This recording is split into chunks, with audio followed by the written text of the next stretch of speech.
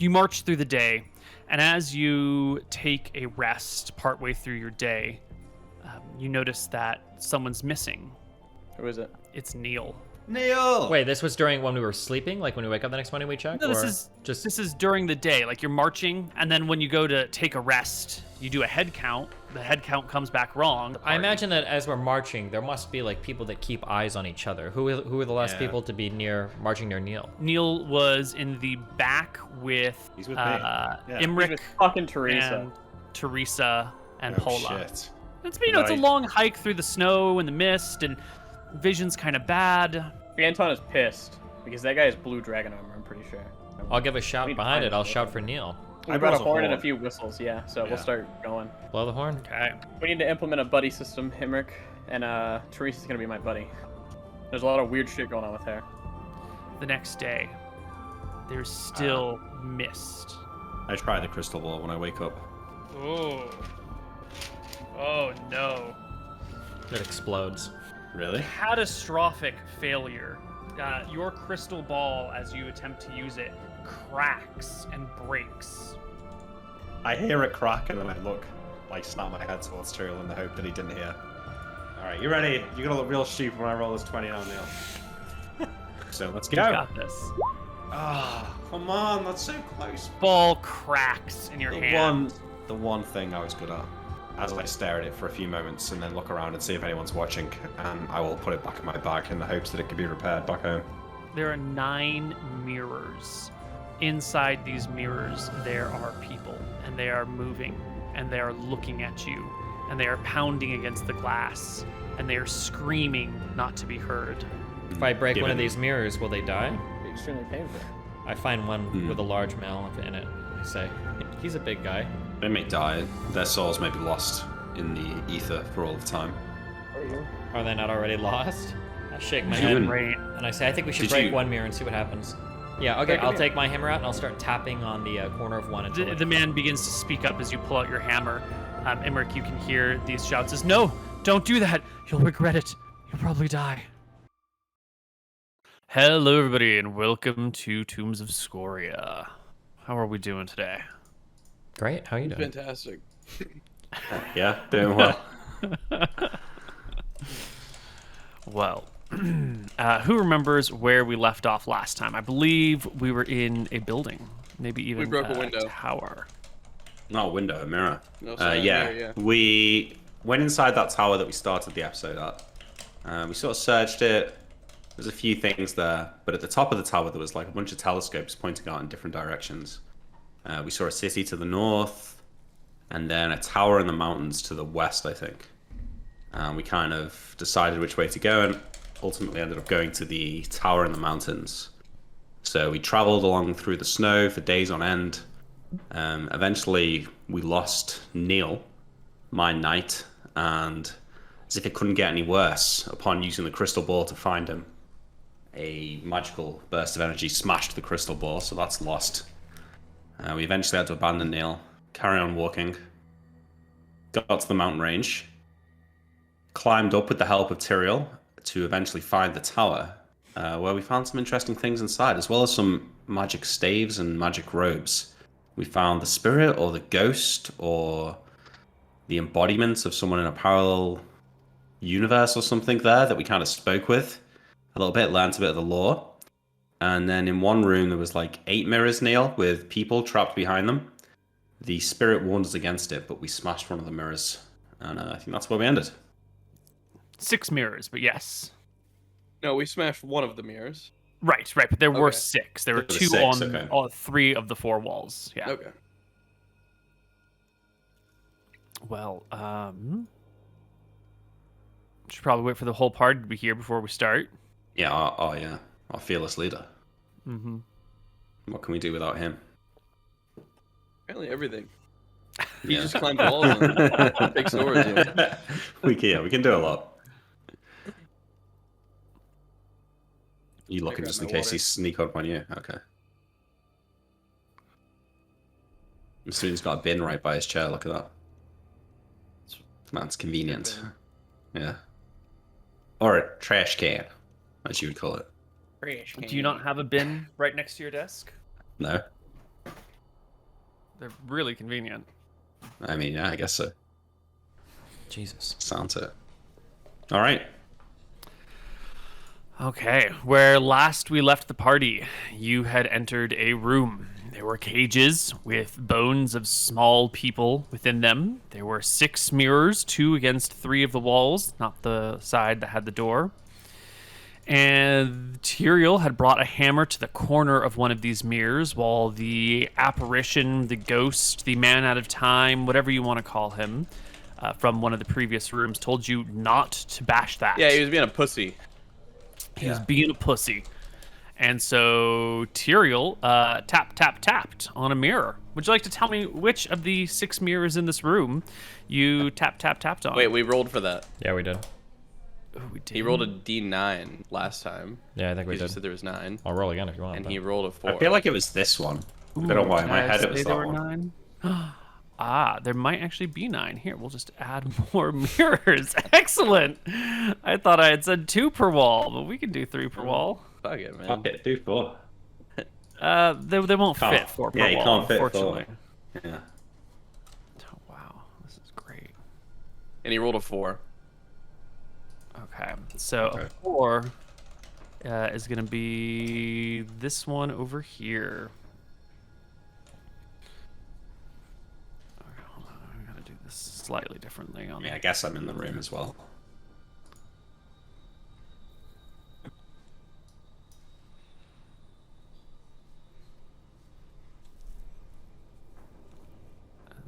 this one, this one, this one.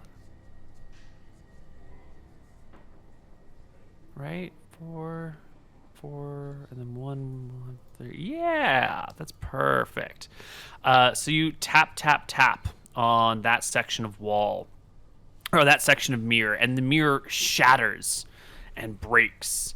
And coming out from the mirror is not really, sort of like appearing directly in front of you, which is going to necessitate you guys getting pushed backwards, because now there's a new creature appearing before you. Is a...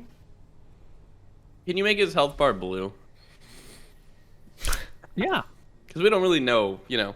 We don't know. Wait, how do you know what color his health bar is? Wait, what? It's red. How do you know it's not green?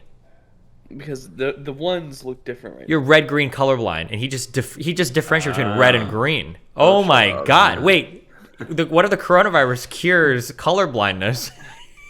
now. You're dumb. Oh my god, he is sick, boys. What the fuck is happening?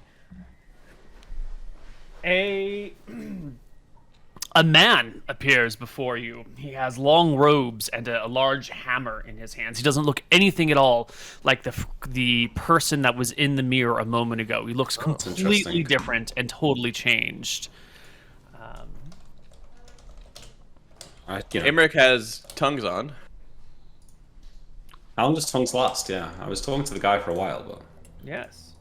And the being before you lifts the hands high, hammer in one hand, other hand free, and chortles, I'm finally free. Can I on the good side. as I see him enter the room in front of me, in the space in front of me, as I tap my hammer, does he project a good or an evil alignment?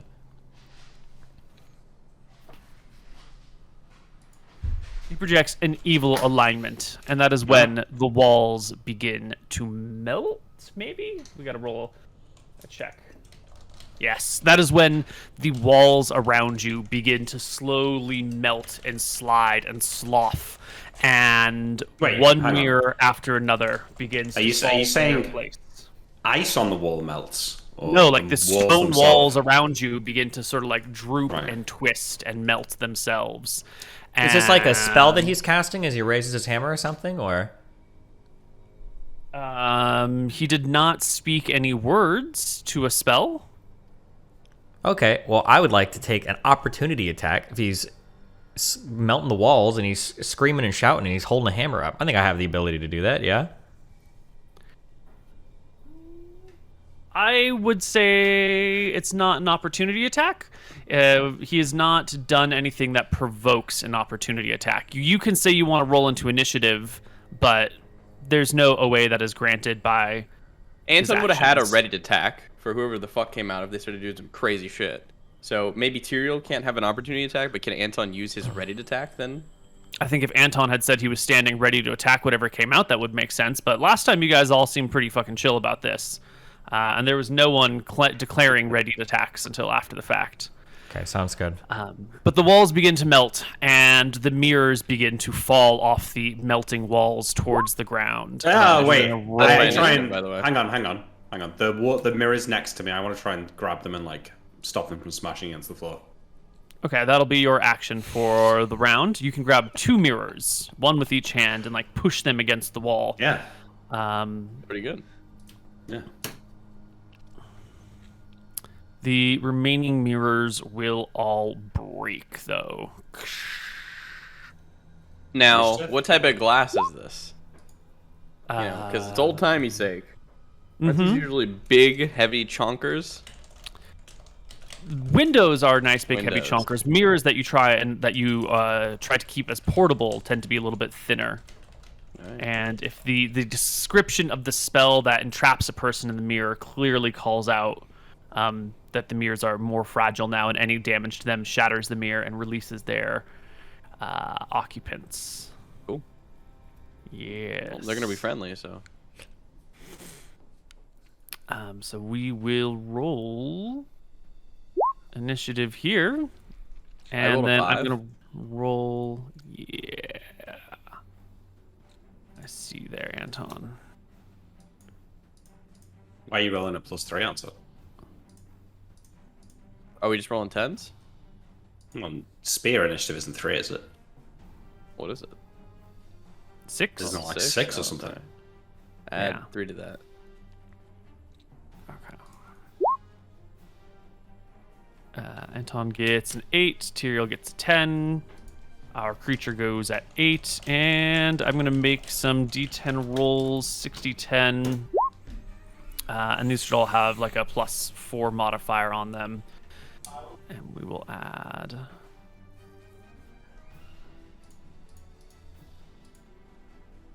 We will add turns.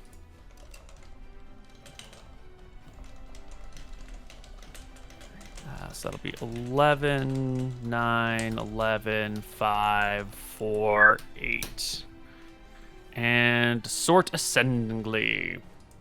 The next mirror to break is this one over here, right next to the cage. Oops, I don't think you saw that. This one over here, right next to the cage. And springing forth from it. Wait, where are is- these mirrors falling? They're like pull on the wall, and then the Uh-huh. walls melt, and they just kind of like to the ground below. And okay. stepping out is, or appearing in the space where the mirrors were, what is a man with very large, like baggy pants and a sash round his waist, Yeah. a necklace of bronze and what do you call that? Well, you guys wanted magic items, right? Here they are. Free. Yep. You just gotta fight for them a little bit. The creature immediately uses his at-will ability to create a wall of fire in the entire room, surrounding the whole room. Fucking hell. Okay. That's good. Well, he will attempt to. There's a chance that it fails. Does But this it provoke does an not attack of fail. opportunity? This is no, spellcasting does not provoke attacks of opportunity, and this is an innate spell anyway. It is not a channeled or cast spell. It is an innate ability. Gotcha. Fine. I will get us a wall of fire. Wall You give him a blue of... bar too? I'm gonna give this one red. Okay.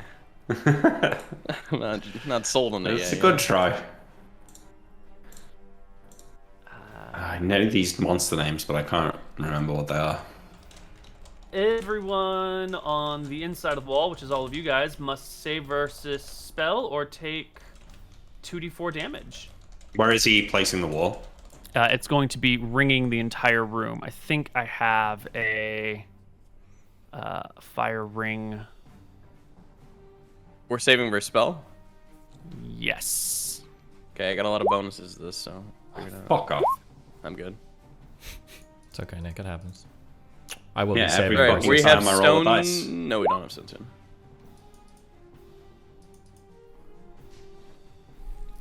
Make it a little bigger. Yeah. So this affects everybody inside of it, not just people who interact with it, or?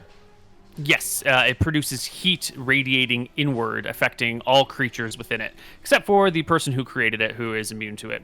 Okay, so This his one friends are over getting it. here, his friend over here. Well, friend is a strong word. Roll a saving throw.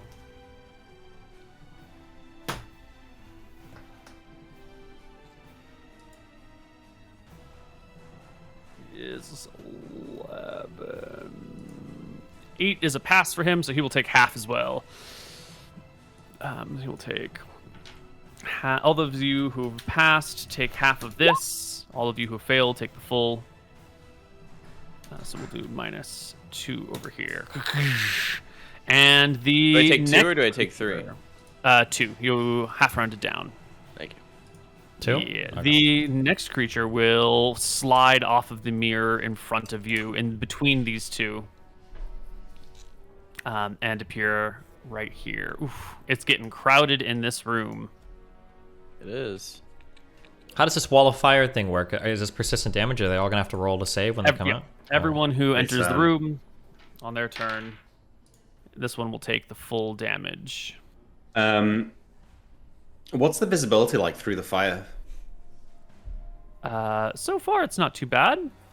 I feel like if I was to be through the door, run through the fire, I could like pick targets out with my bow. If the fire isn't going to affect your arrow, then yeah, that should be fine. You should be able to shoot into it. Could be Excellent. spellcast in time though. I need to take my armor off. Oh. This one appears and will cast some sort, or when they appear, they will chortle for a brief moment before fading into a thin mist that pervades the entire room, turning into some sort of gaseous, misty body. And Imric will go. Now, you were going to come up and hold these mirrors, but the Yeah. ring of fire now sort of encompasses them. So if you want to hold them, you're going to have to put your arms into the fire. But I can still guaranteed prop them up, or do I feel like the fire's going to Guaranteed smash prop the them glass anyway? Well, fire usually doesn't break glass. Rapid heating and cooling does, but fire in and of itself doesn't. I mean, I'm already in the fire. Am I really taking more damage just to put my hands in? That's true. I didn't say you were Haste. taking more damage. I said, do you want to put your hands in the fire? Oh. Okay, well, can I switch a ring first? Can I put my resist? No, fire because resistance ring? they're sliding off the walls. You either, go and stop them immediately, or they fall and break. There's no time to switch. I stop them, yeah. Excellent. You will take. Give me another saving throw, because entering the fire does do more damage to you. I didn't say it, but it's absolutely true. Right, I pass. All right, you will take half of 2d6 plus 10. You will take 8 points of damage, but you do prevent the mirrors from slipping any further. Every round that you stay like this, you will invoke or inflict more damage to yourself. Wait, hang on. Don't change the terms now. They're safe. They're propped up against the wall. I don't need to hold them, right? The walls True. are melting, and so you said, why don't you tell me what you mean by prop up? Because maybe we're misinterpreting here. I felt like I could just, they're falling. I could grab them and place them down and then leave them. I didn't think I was going to have that's to fine. hold, spend them. No, that's fine, yeah. Push yeah. them and, let them slowly slide to the bottom. Yeah. No problem. I thought you wanted them to, stay up off the ground. No. Cool. Excellent. The creature over here that initially burst forth seems pretty pleased with himself.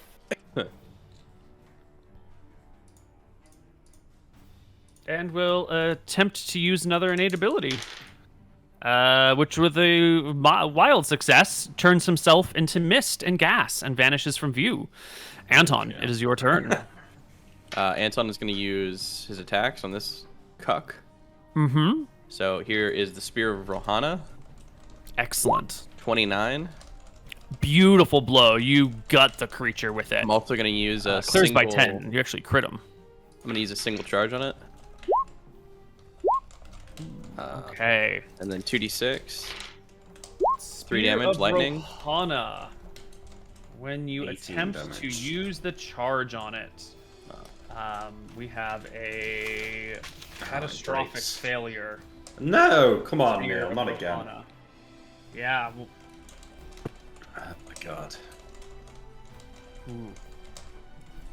We're gonna pull from this table of effects over here. Wait, where is this critical failure coming from? You know, magic has been working strangely in this world. In this, Never mind. I understand. Okay. continent.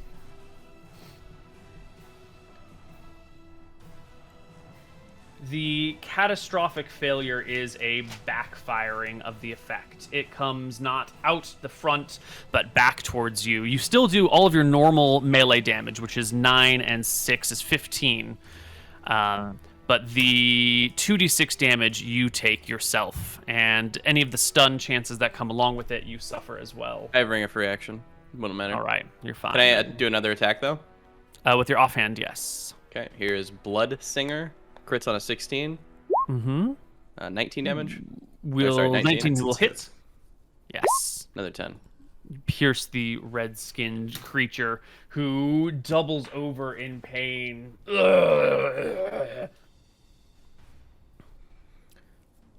All of everybody that came out was projecting an evil alignment. Yeah. Because you can see alignments on all the folks. As long as I'm holding on my hammer, yeah. The one that came out in the middle and just like turned to gas and disappeared it projected a good alignment. Okay. The red-skinned one projected an evil. The first one who melted the walls projected evil, and this one that is appearing now from the corner over here is projecting a neutral alignment. Gotcha. Okay, and then just as a heads up, sorry, I think it only tells me if they're projecting good or evil. So if they're projecting a neutral or no alignment, I don't think I can discern between those two things. But yeah. Right. Yep. Okay. Okay. And this one will create, and with another innate spell, will cast Wall of Fog, obscuring all sight in this room to 2 feet, effectively making it impossible to find your enemies unless you are right on top of them. My Ultravision should work against that, right? Does Ultravision pierce normal? I Does think it pierce pierces magical fog. Let me put it in the chat. I think we did talk about this last time. Moonlight, starlight. Magical darkness, fog, or smoke is less effective than normal against the character. Okay, so instead of seeing 2 feet, well, why don't we say you can see 10 feet, which gives you full cover of the room. And we're going to say for future types of castings like this that we can be overlapping effects that seems like they would consume each other. So like fire and fog, or like rain and fog, like these things can all overlap. For this one moment, they are existing, but fog and fire are difficult to exist together at the same time. Okay. We'll have to see how they develop over the Browns. Gotcha. That is you. And another one appearing from over here. Another red-skinned one. Yes. This magic that they're using, does it seem to be affected by the same issues that our magic is?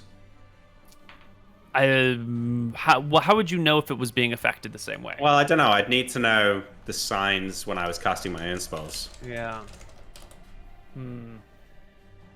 But if there is some sort of audible or visual or olfactory or something when I cast my own spells, maybe I can pick up on it with them as well. For your own spells, it's just been they fail to work, or they backfire, or they lock in place, or there hasn't been like an accompanying sound effect. Okay. This other one will appear over there. See the situation in hand, but not really a lot of people. And move. I guess we'll end up bumping sort of into Tyrael as the creature moves about, and will take his turn and make an ordinary melee attack against you.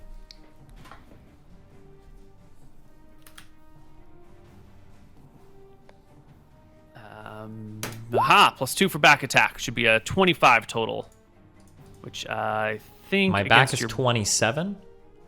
Ooh. Then I don't believe it hits you. Yeah, it's all those magic +1s that have been stacked and stacked and stacked and stacked and stacked. Nice. Wow. Yes, the sword will clatter into your back armor harmlessly, doing no damage to you, and you will take your turn. I imagine I can see this guy right here. Mm-hmm. I will take a. Well, you can only see 2 feet in front of you, so you can feel the one behind you, but you can't see the position of any of the things in front of you. Okay, I mean, I imagine I saw him, like, we're kind of locked to a You grid saw right him now, literally seconds ago. Yeah, I saw him, you like, know that seconds he ago. was We're in a there. small room. I can step forward, like, 1 or 2 steps and then see him, right? You're aware of the creature's presence. Okay. Well, I'd like to step close enough to take a melee attack at him, yeah? Yeah, Okay. you can push through the fog and find him. 28? Keep in mind you're dual wielding, but yeah. 28 will hit. It'll clear by 10. Wait, what is dual wielding affecting me here? You just get another attack with your offhand. Oh, Different yeah, weapon. okay, yep. Okay. Do I roll more damage, or is that good? You cleared by 10. Roll double damage, please. Another 1d8 then of damage, I believe. Yeah. 12. Nice. And then I will take a second swing with my other sword. 29. 29 will hit and clear by 10 as well. Another 2d8 plus 5. So- 20 damage. First Nice attack roll. did 12, and this one does 20, so that's 32 damage. Does not entirely kill, but does a shit ton of damage to the creature. Okay. And then also, I don't know if the map is intentionally set up, but we're kind of locked on a grid right now. It's making it weird to move around in here. Yeah, I can remove the grid. Wait, are these creatures large? They're not, are they? No, they're medium, Okay. just sorry. like you. Thank you, Koibu. All right. The next one appears, wields a hammer as well. Fringe. This is not the same one as before. Nope, it's another one like it, though. How do I know? He Well, disappeared, right? it's your character might not know, but you as a player can tell because it's the same turn and he's going again. Right, okay.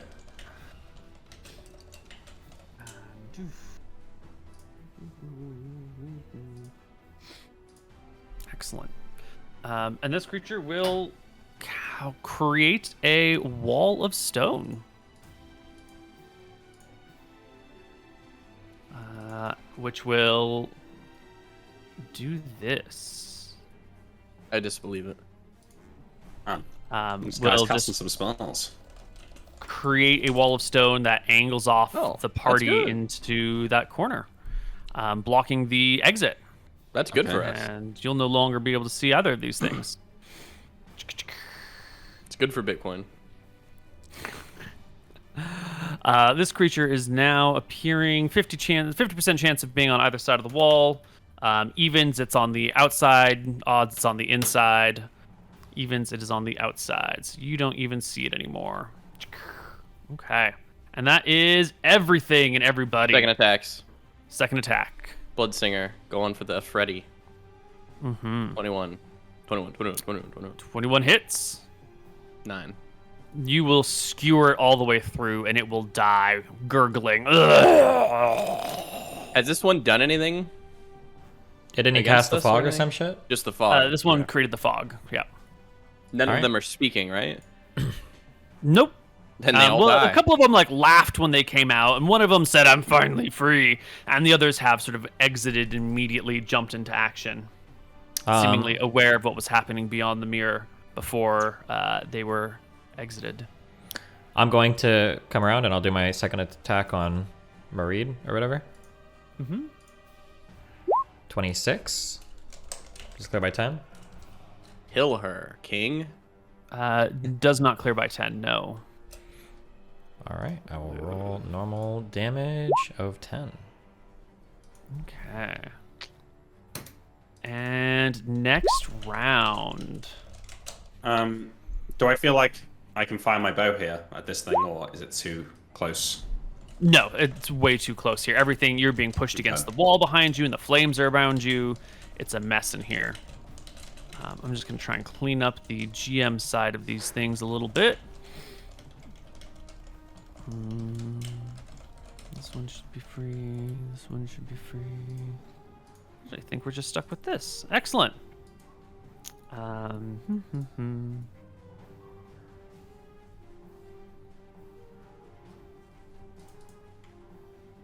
Must be really hot here with all this cold weather gear on as well. Well, walls are being melted, right? Even this wall, the back wall too. So I assume The wall that was just created is not affected by the spell that came into existence before it. but like The we're other getting new walls- oxygen in because Well, running out of oxygen is going to take a bit. It's not going to happen in like that would take minutes, I would imagine. But also, if the wall was liquidating or liquefying enough that the mirrors are falling off, I imagine we could throw ourselves through the wall as well. yeah. Cool. Okay. This one is going to do an innate ability. Oh, and it gets really slow initiative. Imric, you are first. You can pull your hands out of the flames and use your bogged blade. Yeah, I can't remember who named it. Someone in Patreon. I draw my sword and attack That Married was the first here. time. It's been a while, but I used it in the Necromancer's Keep. 23. Nice hit. Lands solidly against the creature's belly, 8 damage. ripping it for 8. None of these are direct flanks, but are we getting at least a +1 to attack here? I find it hard to imagine this creature could like maintain. Well, she can't back out. She can't move because of the fire, right? I think everyone is in a bit of a situation where when you are like at normal fencing distance with your enemy, you can't even see them. So everyone is making awkward attacks through the fog, getting uncomfortably close before they strike, and everyone is being sort of uncomfortably, seeing things protrude in towards them. Plus the fire and the smoke. I think it's a mess, and all the bonuses and penalties are going to wash for flanking and that sort of stuff. Okay. It is a catastrophe, but it is your turn, Tyrael. Cool. Well, in that case, I'm gonna go ahead and take a big old swing with my Moonblade. 30. Excellent. Is this clear by That 10? is a critical hit. It clears by 10. Also, Imric, give me another save or take the Ring of Fire damage. That might be a pass. In fact, it is a pass. Excellent. So you will take half of this. 14 damage to Marid. Marid? I'm not sure about the pronunciation. Second attack, offhand, Tyrael? Is that you show the damage? Is that already it? Yeah, he just showed up. Okay. Yeah. Swing with Harbinger then. Not a clear by 10, or does? Not a clear by 10, but it is a hit. All right. 1d8 plus 5. And you will all but sever the creature's neck from its body. On its turn, it will vanish from sight. But you'll still hear its voice.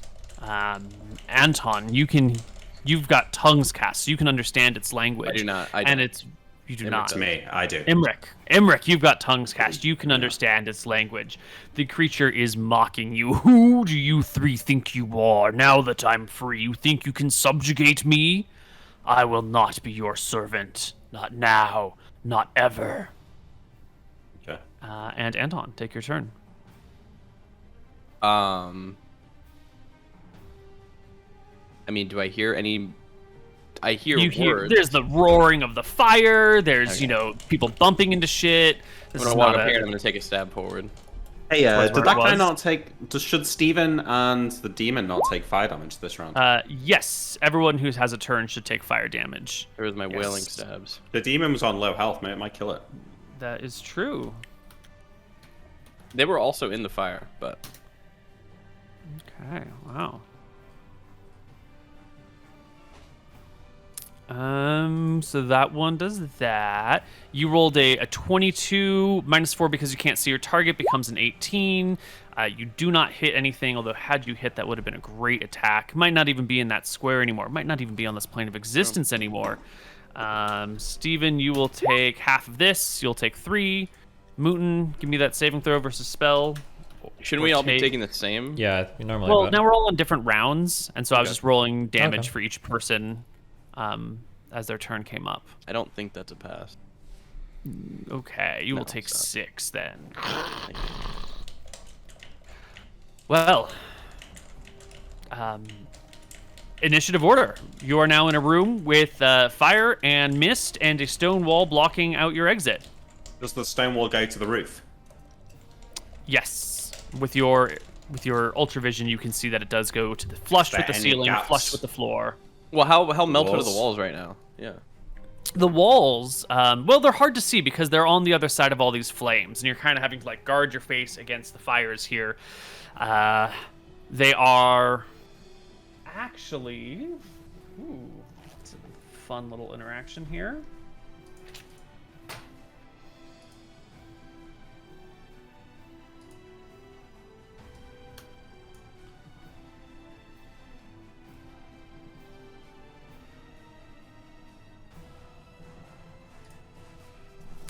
It's hard to tell. You're gonna need to find a way to figure it out. Passive observation is not enough to understand what's the details. I put on my ring of fire resistance instead of my ring Yeah. of protection. Can we just get everyone to roll a d10 for initiative amongst yourselves right now, so we can figure out who's going in what order and how it's all happening? Excellent. All right, so Tyrael goes first. I will throw myself into the wall to the south. Through the flames and against the wall in an attempt to bash the wall down? Mm-hmm.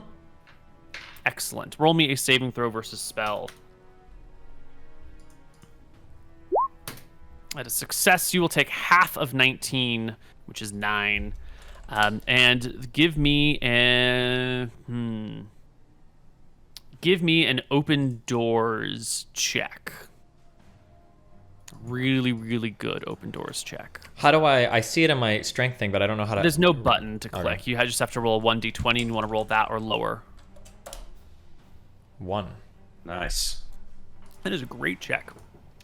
You slam through the fire, taking the 9 points of damage, and the wall before you begins to crack. You can see that the stone has turned to mud, and then the mud, as it was sliding down the walls, caked to a hard, crusty, like dried mud situation. And as you slam into the wall, a whole sheet of dried, cracked mud just falls to the ground, revealing how much stone can be affected by transmute rock to mud.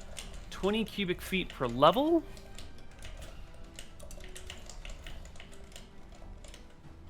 This thing is cast at 18th level.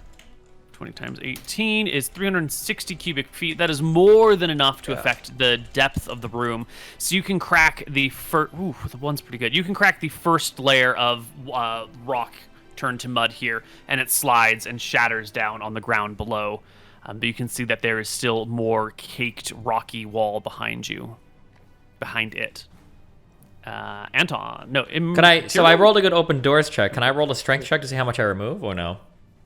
I'm a pretty beefy guy. I got a belt of strength and everything. You got 17 strength. The walls here are about, what is this, like 1.5 feet thick. So I was going to give you a full half of the thickness of that, a good... It's 1.5 feet thick of wood? Just all no, it's stone. solid? I just grabbed the tokens that I could get. It's stone walls. Oh, okay. Gotcha. Yeah. So Okay. I do believe it is MrMouton and Imric at the same time. All right, well, I defer my action for a moment, so Anton can go first. Right, you're grabbing the ring. Yeah? Yeah, well, I guess You're, I'm just switching the rings. It's on like a non-magical finger, you know. I'm just switching it around. Okay, so Okay, you'll I just have a take question. the 2d4, make your save. I don't understand how the walls are melting and windows are falling, and now we can't get out of the Right. room. That doesn't make sense to me. Right, Sounds so like the it just walls were melted it a little stone, bit. and they... Okay, I think I understand that actually. And a it- spell yeah. was cast. I usually don't want to reveal the No, it's exact fine, it's details fine, of what's going on, but a stone to mud spell was Yeah. cast to make the walls sort of slip, and then the fire sort of cooked the mud into Oh, okay. hardened mud. Yeah. I mean, I saw Tyrael bash up against it. Mm-hmm. I'm gonna. And the fog will burn away this round. Sorry. I guess I'm gonna switch the ring to fire resistance. I don't know. Yeah, and then I'll maybe bash it next round. Okay. Are you Issues not we have no action heal- to switch rings? Is that the whole? action? You gotta like take your glove off, find your other ring, do the whole switchy thing. Okay. And I think only one person can really spend a round bashing a section of wall, so if you wouldn't both be able to hit that same section. Okay, I'm swapping rings. Yeah, so give me another saving throw or take 2d4 on your turn. Did my ring have gone into effect with this or no? No, because it happens at the start of your turn. Easy. Okay, You'll I'll take take one 2. more then. And D10 for initiative between the three of you. Tyrell, you still bashing down that wall? Another Everyone's successful gonna be check should fucking get you dead through. outside. We'll see. All right. Nick, you're first. Is there a mirror? Is there a window in this room? No. There is not a mirror in this room, a window in this room. I defer until after Tyrell and Anton. Okay. Next person. Wait, is the fire supposed to be gone? No, I'm trying to. The fucking map is a bitch. The fire's gone. We did it. There we go. There we go. Much better. I'll slam against this door one more time, or against the That wall one open more doors time. check again. 1d20, trying to get a 10 or lower. Mm-hmm. 18. No, but you will take the damage. 2d6 plus 10. Pass your save for half. You Maybe. Maybe. My ring of I doubt protection it, gives but- me 2 more, I think, right? Mhm. Yep. Does my +3 armor give me 3 to saves? Yes. That brings me 5 to more. 2 9. plus That's 3. what you need. Okay. Pass, yeah. Yeah. We only fail spell saves on a 1, 2, or 3. Right. So you take half of that. You take another 9, and it becomes Anton's turn.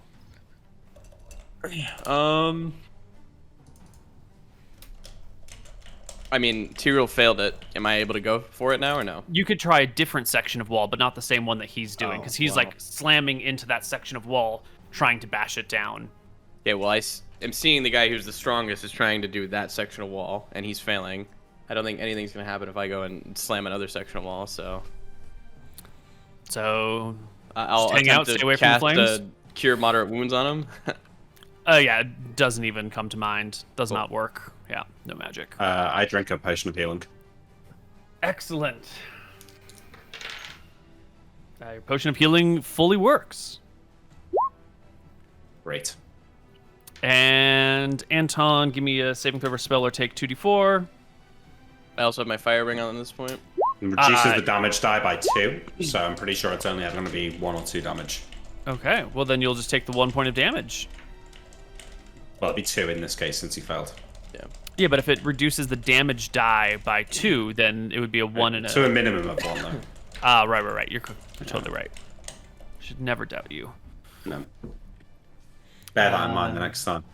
I shall try to remember. D10s all around as the party burns within the ring of fire. Tyrell's first. 18 again. Ugh. And give me the saving throw again. I think it's another Another success. It'll take another 9.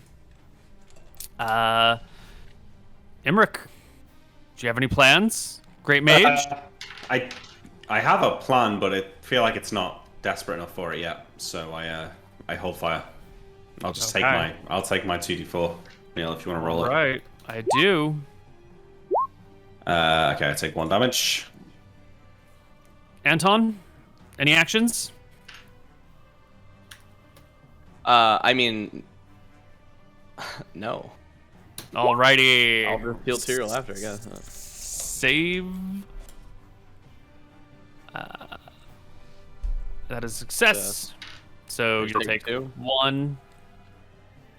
Yeah, Oh, 1. Yeah, 1. Yeah, because it's a 1 and a... It's a 1 and a 1 divided by 2 is 1.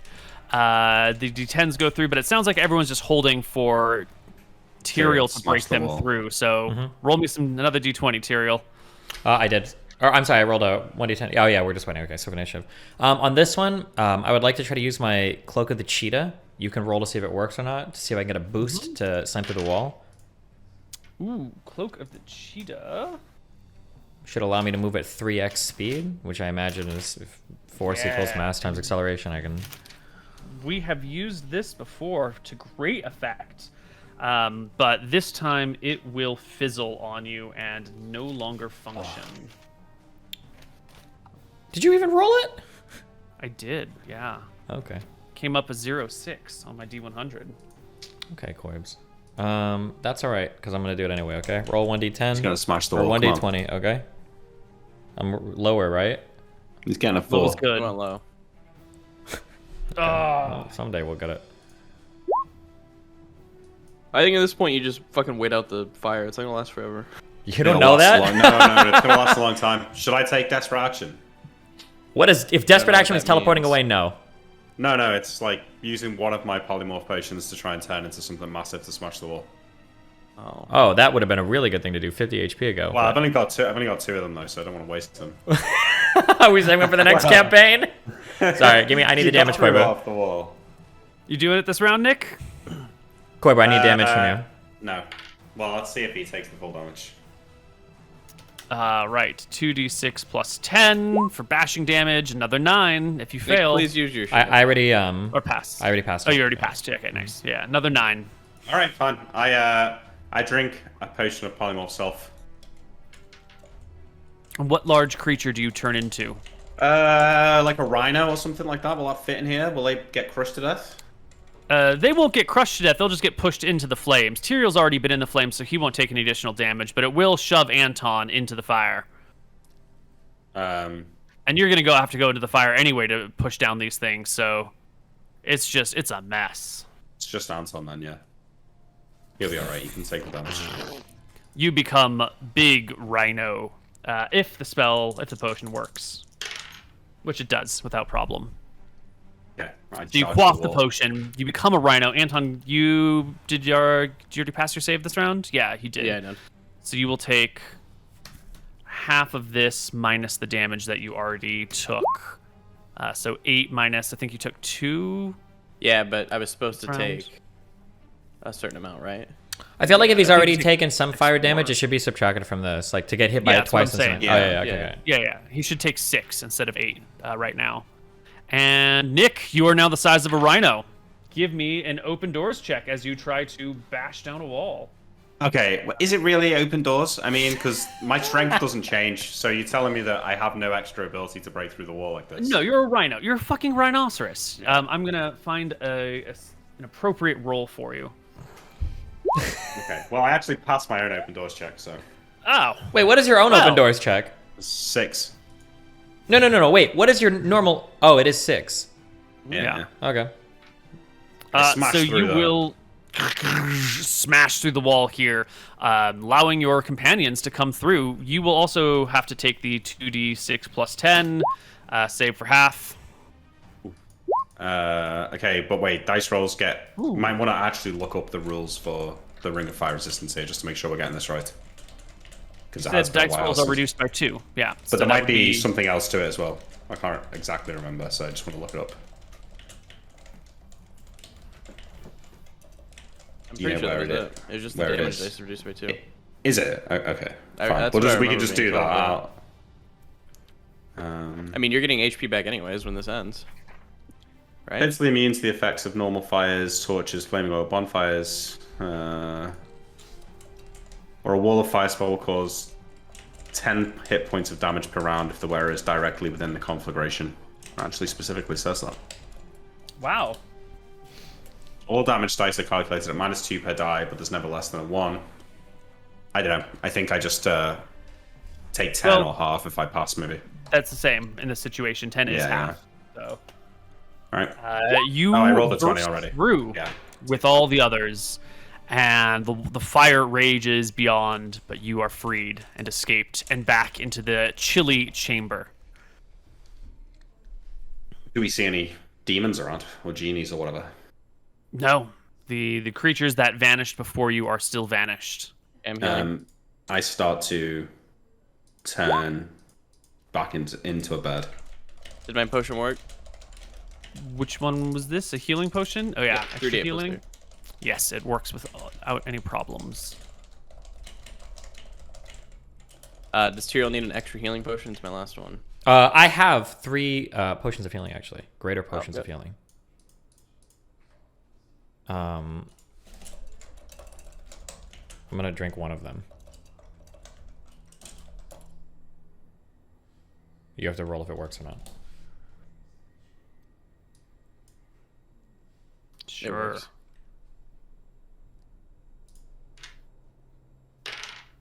It does work. Thanks. Back to 60, not bad.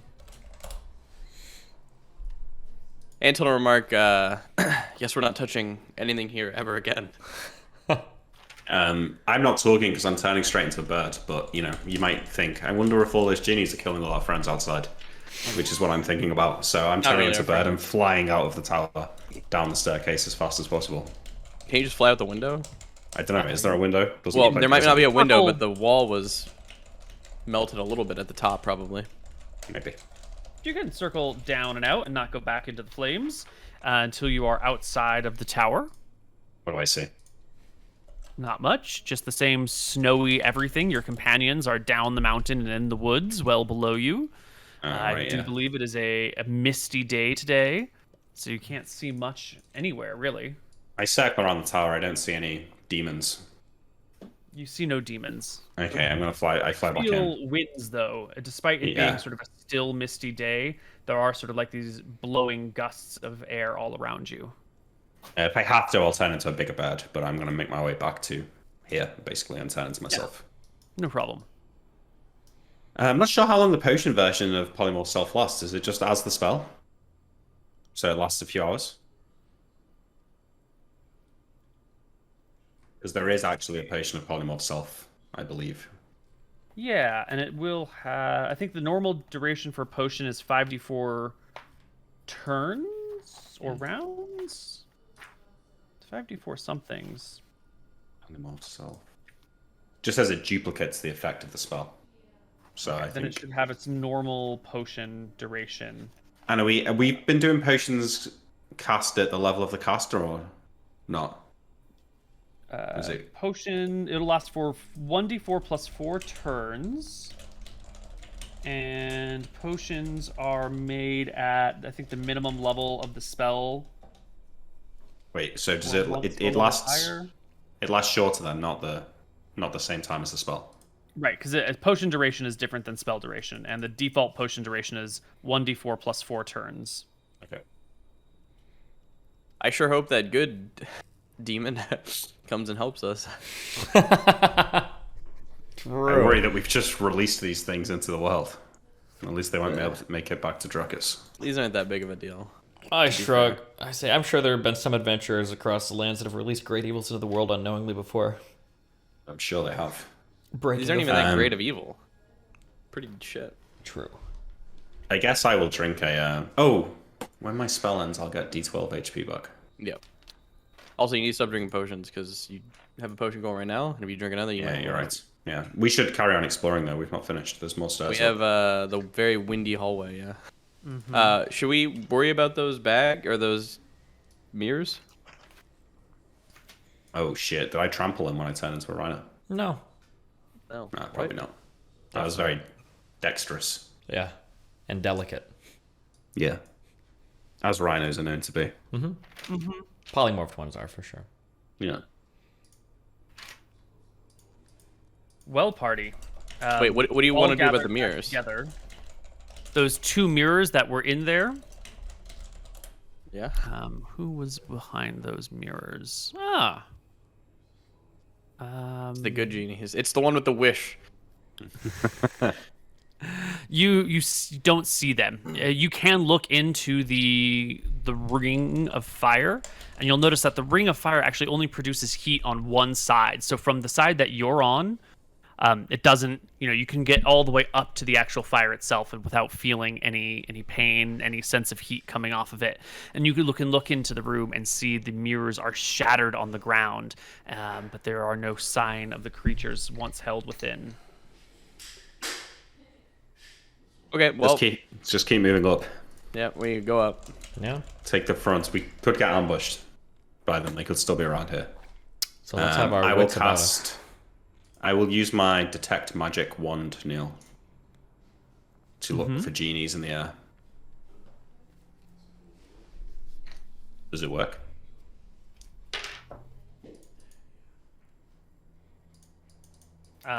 You flick the wand, and it does not seem to have any effect. When we killed that one guy, did he drop anything, or did he just like die and disappear, or what? The body of the creature is still in there, the slain one. Did he have a hammer on I him? Was that the one we believe- killed? No, it was the Joker. No, guy. he was wielding a sword, which is a scimitar, which you can see on the other side of the flames, still within the room. You'd have to pass through the flame wall again, taking the damage to get through to it. Do we want to Get get that That'll that? be finished eventually. Yeah, Yeah. we'll get it later. Okay. Yeah, okay. All right, we're going, go. Koibu. We keep going. Tyrael, use the ring so you can maybe see these things if they're laying an ambush. Have I for used us. the Ring of Seeing once today, or was that? Did I give that to somebody else to use? I don't remember. I think Anton's been using it first usually. Okay. I'm gonna remove my. Fuck. Hold on. Yeah, I removed my fire resistance ring for my ring of protection as well. I'll remove my Ring of Free Action. I'll use my Ring of Seeing. I'm gonna remove the fire resistance ring and put back on the free reaction ring. Excellent. Okay. Who is the first one up the stairs?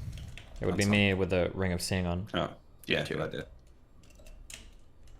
You go up the stairs into the top room, which is just a If I'm- square room. Before we go up here, I guess if I'm gonna wear the Ring of Seeing and activate it, can I look through the flames and see does that scimitar look magical? It does not look magical. Also, Okay. there should be like a big wind tunnel. This should be like the top floor already. Yeah. And I think you said okay. There's one more set of stairs going up to the very final floor, and there's wind pulling you in that direction. Your cloak sort of not billows around you, but pulls forward in the direction you are walking as you go up these stairs. The very top room is square in nature, and at the center of the room there is a black ball of void with no color, no nothing, and it's just sucking in all the air from all the way around you. Your hair flicks in front of your face, your cloak pulls forward, wrapping around one of your sides. The pressure of the pull is so strong that even your scabbard sort of like leans forward slightly against it. I will pull out an arrow, like a normal arrow, and I want to just like. I'll Okay, put my if- hand to if- Emmerich. If it's We're not touching shit anymore. Let's just go. Well, we should see what's going on with this, right? Is this where the wind tunnel downstairs is coming from? Was this Yeah. was from the, okay, yeah. I give my left arm to Anton or Tyrael to like hold it, and I will reach forward with the tip of the arrow nail. I just want to put just the head of it in the maybe sphere of annihilation. So you want to get close enough to this thing that you Okay. can poke it with a stick. That's what he If- said. Yes. If as I'm getting close enough to do it, I feel like I'm going to lose my footing and get pulled into the thing, then I will stop. But if I feel I can get close enough to reach out and do it, then How well educated are we? Very. We're educated. Where are we at with mathematics? I poke my brother and I say, remember those boring math lessons where we learned about the inverse square law? It's possible that if you get even slightly closer to this black hole or whatever this is, this sphere, that you're going to get sucked in way quicker than you think. Perhaps it's best to just toss something at it and see if it comes back. well, I want to throw something in and pull it back out and see if half the arrow is missing. Okay, but if you walk much closer to this thing, then the force might be too great for you to resist. Okay, if you got a Wanna do rope, it, Tiro? you got a rope. We should Yeah, have, we have rope. tons of rope on Yeah, us. okay, let's do that then. We'll hold a bit of rope and throw that in. You toss the rope, it pulls straight and taut into the void in the middle, and using your strength, you can yoink it out. Sure enough, all the rope that entered into the center of the void is gone. Well. I wonder if our misty friends got dragged up here. They be may good for already be us. dead. Yeah. Well, this has been a huge waste of time. Nothing here. Well, except for those robes and staffs, I suppose. But this doesn't look like what we were looking for. We should But we know where to go Yes. now. we should leave. We should make use of this polymorph potion and fly back down the cliffs to our friends. Yeah, I agree. Let's do it. So we'll walk out the tower and I'll Pegasus as usual and fly them down. You fly down. The party is in the forest below on this misty day, and I think with the amount of time you have left over, you can run into the party without too much problem. Does the one guy have identify? Lord Khan? Yeah, but he's not going to be Yeah. able to cast out here. You need like a clean, undisturbed room Yeah. and 24 hours of time. Yeah, you're not going to be able to realistically identify these things unless you come across some sort of sanctuary until you're back home. Oh, by the way, what happened to the apparition? What was he doing after we escaped the fire? Just wasn't there anymore. It was gone. I guess he got Yeah. pulled in as well. Good. Fuck him. Yeah. So I will land us back down and like turn into myself, and then I'll go to join like my group of people, and I'll say, "Did you guys see anything strange coming from the tower?" Hold on.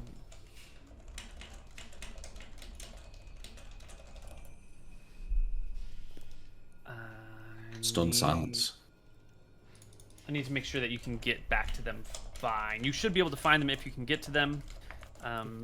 But we haven't rolled on today's fun stuff. He killed himself after 3 more and released all the evils into the world he trapped. Probably. None of that.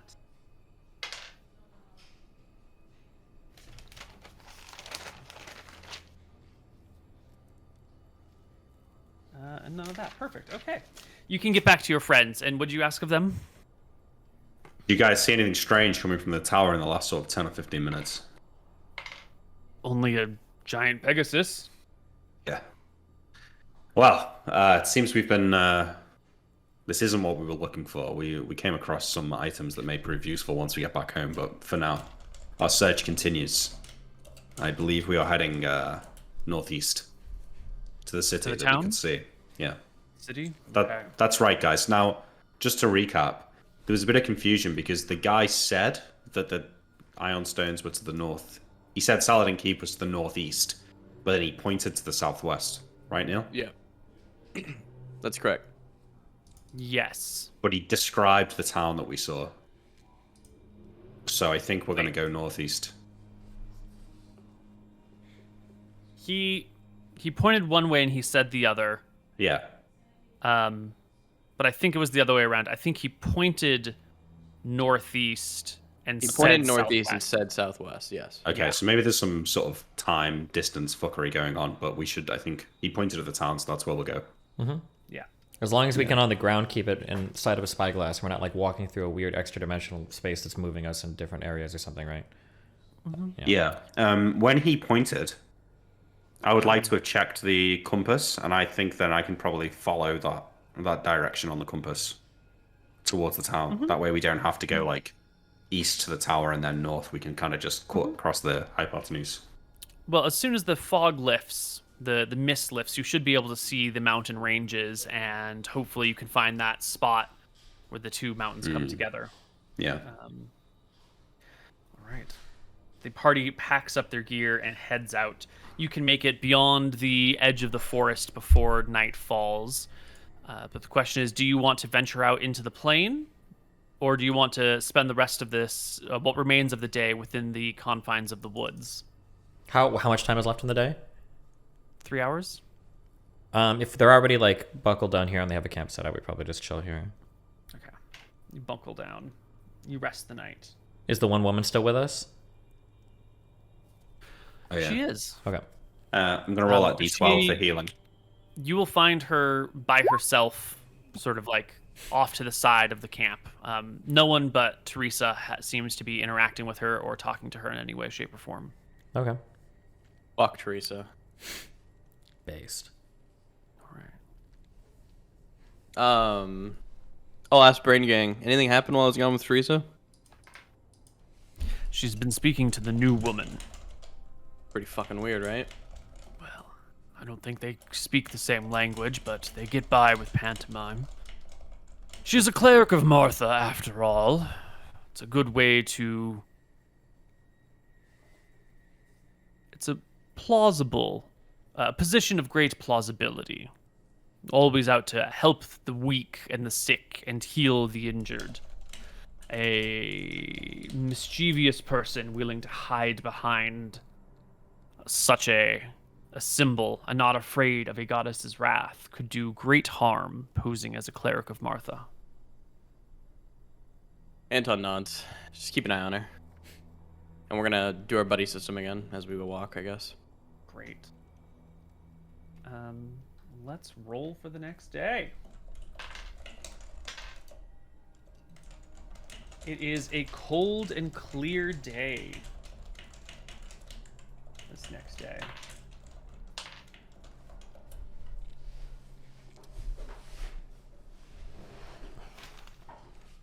Our whole up and down only took a day, right? It took you about a day to go up and then way less than a day going down because you flew. This does mean that, well, I don't know what happens if you fuck up a polymorph spell, but seems like once it's cast, it works.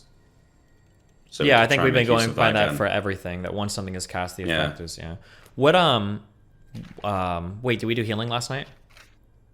That's right. True. 6 people get 1 hit point. Can you give me the screen with all the people? Yeah. I'm giving all 3 of us 1.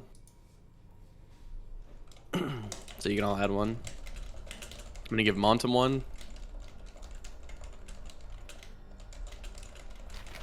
I'm gonna give Jack 1. And Lord Khan 1. And the person who's tending to all of these folks is Teresa, isn't it? That's right.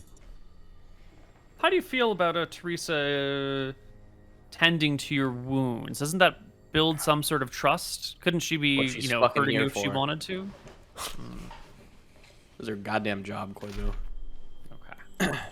Doesn't make Can her I more s- trustworthy that she's doing her job. Absolutely not. Okay. I've not condemned Teresa yet, personally. Can I spend the night, Neil, looking at the 4 magic staffs? I just want to mess around with them in my hands so they all look the same. No. Each one of them is different in make and shape. Plus They 1. all seem to fit you pretty well. Like when you hold them up, they're all about, you know, armpit or shoulder height. One of them is a little bit crooked. One of them is kind of straight. One of them has a small, like it's a large gem, but it, you know, about yay big. Not, it's small for a staff on the top. They all have a little metal thing on the bottom. The woods Okay. are different colors. I'm just going to try a few things, okay? The one with the little light on it. The little gem on the top, yeah? I'm going to hold it and try and light the gem with magical light. Not like, I'm not casting a spell, I'm just trying to will it to happen. You are trying to will it to shed light. Yeah. It does shed light. Yeah. I try and will it off. Yep. Okay. I will take I go through all 4 of them and try and cast, like I'll point it at a tree and cast magic missile from the staff into the tree.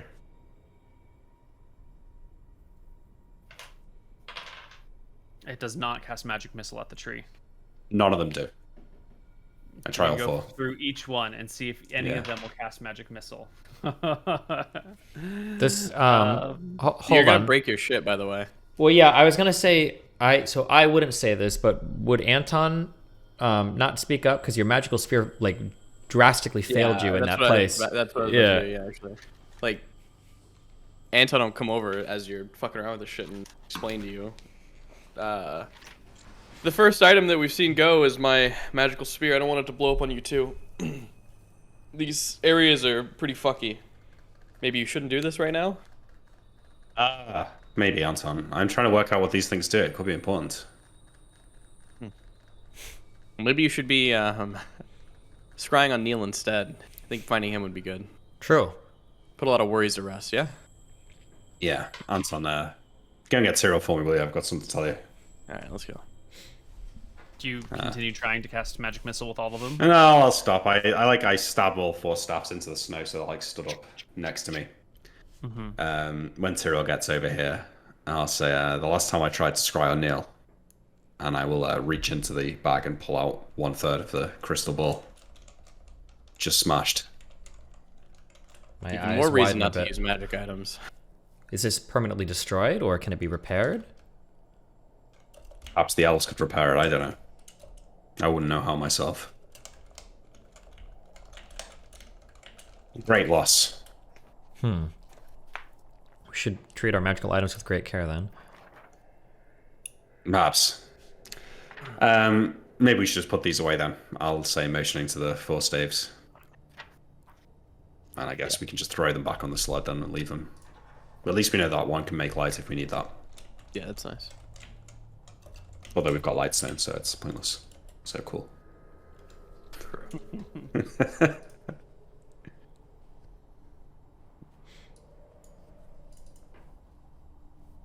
All right. You set out the next day, through the cold, through the clear. You can't see the town, but you can see the shape of the mountains, and you can see that narrow pass between them where the frozen river came out with the woods beyond and the town before, and you can make your way in that direction. And I think this is a great spot to have our first break. All right, we will be back. Hello, everybody, and welcome back to Tombs of Scoria.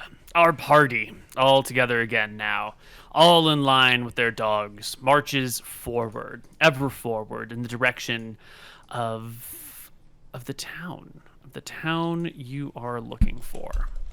Just to reiterate, stone skin on the three of us and ultravision on me.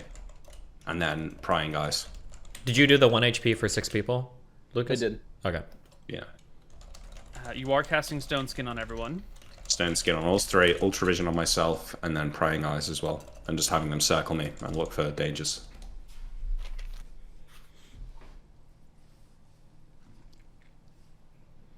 Your first Stone Skin doesn't work at all.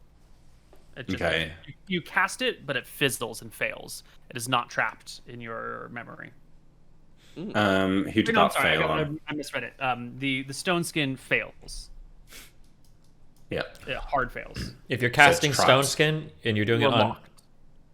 Okay. if You you're doing lock it, your Stone Skin charge on whoever. if you're doing it on the 3 of us, you'd go from least HP to highest HP, I would imagine. Yeah, so when you say the spell fails and the slot is locked, right? Yes, and Tyrael is still colored gray from the last time you tried to cast Stone Skin on him, and it failed. And his skin color has not changed. It is that like gray stone-like color, but he is still not Fleshy. stoned. Yeah, he's fleshy. I don't know who it failed on then, but I will try and cast it on myself. Fails. But locked or not? Yes, it's locked. All So your that's- Stone Skins are locked in place. Yeah, you're All not getting three. the spell off anymore. All your 3, yeah.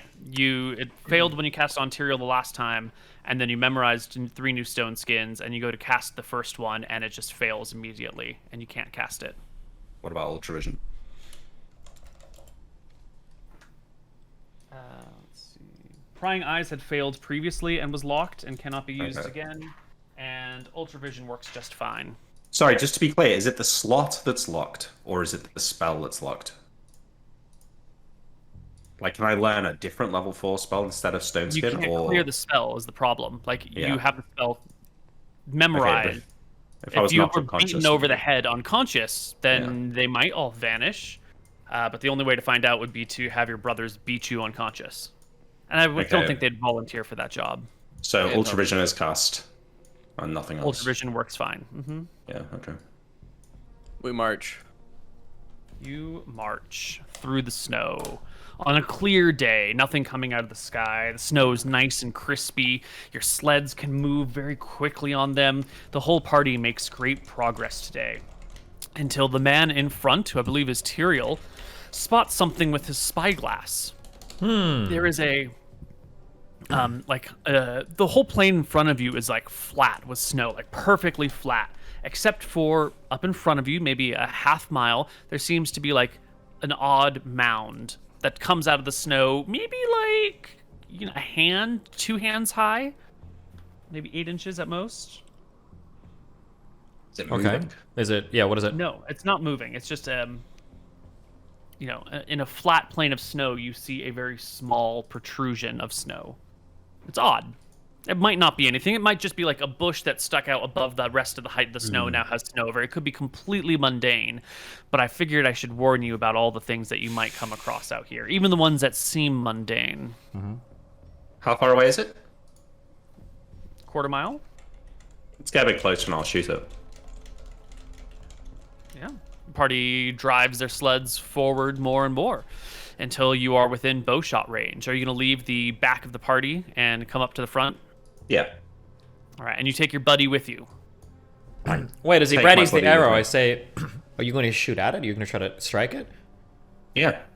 Do you think we should not go forward and see what it is first? Maybe it's something that we don't want to damage or destroy. I mean, if it's an item, an arrow's not going to destroy it. I don't know, Tyrell, it's your call. I won't if you want, but we've fought these things before, right? It could be a snow elemental or something like that. Did a snow elemental have like is this like a human hand coming up? It's just a mound It's like of a snow. mound. Oh, we don't maybe actually inches see. Tall, Oh, okay, about okay. yay big.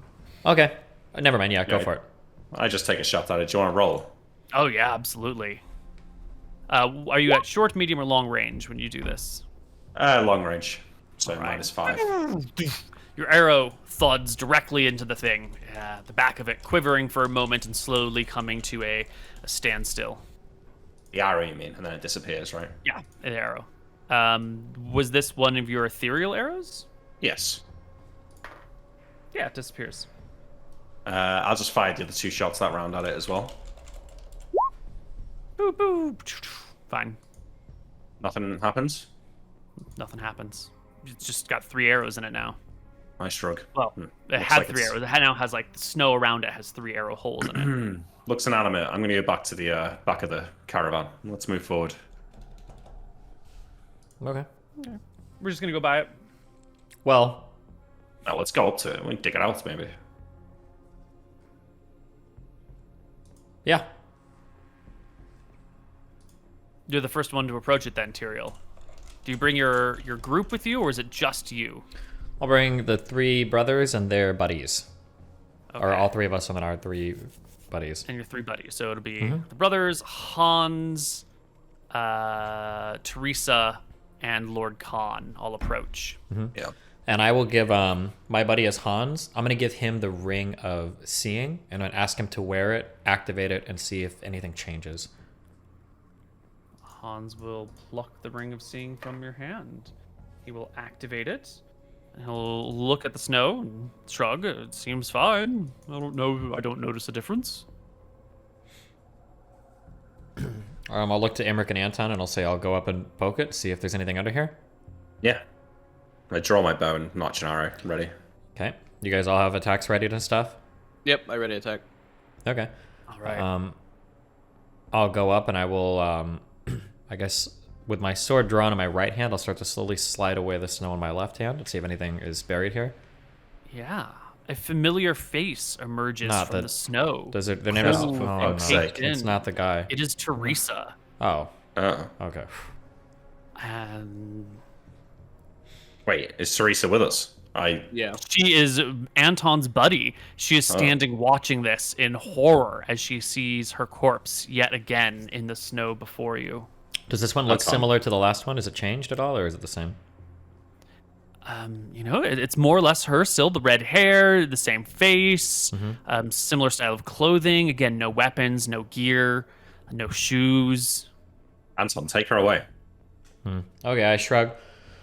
And I move back and I say, let's continue on. It's just this again. Anton will pat Teresa on the What? back. No, we can't turn back. This means something. My body can't just keep appearing here and there.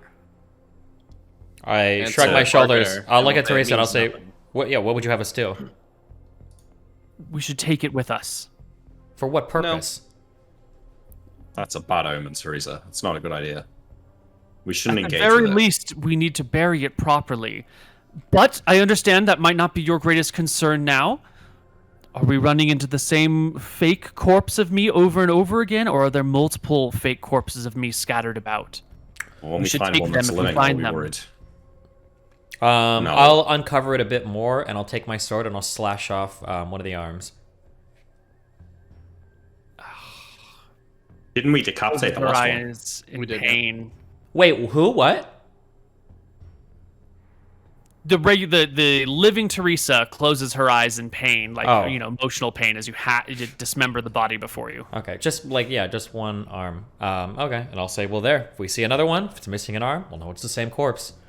We took the head off the last one. We You're did. a genius, Tyrael. Come All on, right. Teresa, let's go back. Let's go. She grabs for the arm and begins to haul it with her. I grab her before she can grab the fucking arm, and I drag her back. You want strength check? I come over to this. She doesn't resist your forceful grab. Okay. Anton grabs her by the collar. And But Okay. we should bring a part of it with us. Why, Teresa? What? There is no discussion here. We're not bringing a part of it with us. Whatever evil lurks in this continent is malicious. It knows your mind. It's trying to break you. Don't let it get inside. And we'll go back to our marching order and keep going. Your circlet, Anton. You can feel the grudge that Teresa has for you grows in this very moment strongly. It is becoming quite the anger, quite the desire for revenge or lashing out at you. Her anger against you is strong, very strong. The rest of the day travels without much worry. The people back at the wagons, at the sleds, ask for what you saw. Do you tell them the truth, or do you hide what you came across? I I'll tell say my that. group, yeah. Really? Yeah. I think so. Okay. I'll just tell my group it's Need just to be honest. more trickery, more of the same we saw before, but nothing to be concerned of. When we're in group situations, I want to keep an eye on Teresa. Just watch. I want to check her mental. Okay. Anton, Multiple people when are we're now back in our checking group in and on we're her. marching, you know, he's gonna bring up to the fact that he can feel Teresa's hatred towards him. What, you mentioned that to us? No, I'm gonna just talk to her. Oh. Just to her. Yeah. Ring Yang and Jack will be up in front, and, you know, Anton and Teresa will be right there, and he'll be like, I feel your hatred towards me. It grows every day. Maybe if you weren't such a dick. He'll touch her heart. That's vengeance. You want it for something. Maybe you'll have the courage to try and seek it. Mother, have mercy on your soul, you twisted, malformed man. Anton will give her a smile. All right. The rest of the day goes without too much problem. The following day. Oh, Wait, go ahead. when we make camp, once I'm in bed, right, I try and cast Polymorph Self on myself. I don't want to. I just want to cancel it straight away and get the healing. You have the spell slot, the spell Yes. memorized. Yeah. So if it locks out, then it locks out. But Yeah, it casts just fine. And then you cancel it and you gain your healing. That night, when it comes time for tending to wounds, Teresa will not heal Anton's wounds. She refuses to treat him. Jesus. But Does she? yes. I talk to Lord Khan. And first I get the brothers together. If our cleric is refusing to treat my wounds, one of the, I would say, most important party members, what are we going to do about this? well, first off, Anton, if she really hates you as you say, I think that you should no longer be her buddy. I know you want to keep an eye on her, but her desire for vengeance just grows the more she sits next to you. One for having to look at your ugly mug, and the other for being next to that amulet of yours. I think it'd be wise if we separated the two of you. If you want, but I don't think you have what it takes to get the job done with her, Imric. I You're think weak in that regard. You may have too much of what it takes, Anton. What do you think, Tyrell? I feel like if this goes on any longer, it's going to end in bloodshed, and I don't think that Anton will be the one dying.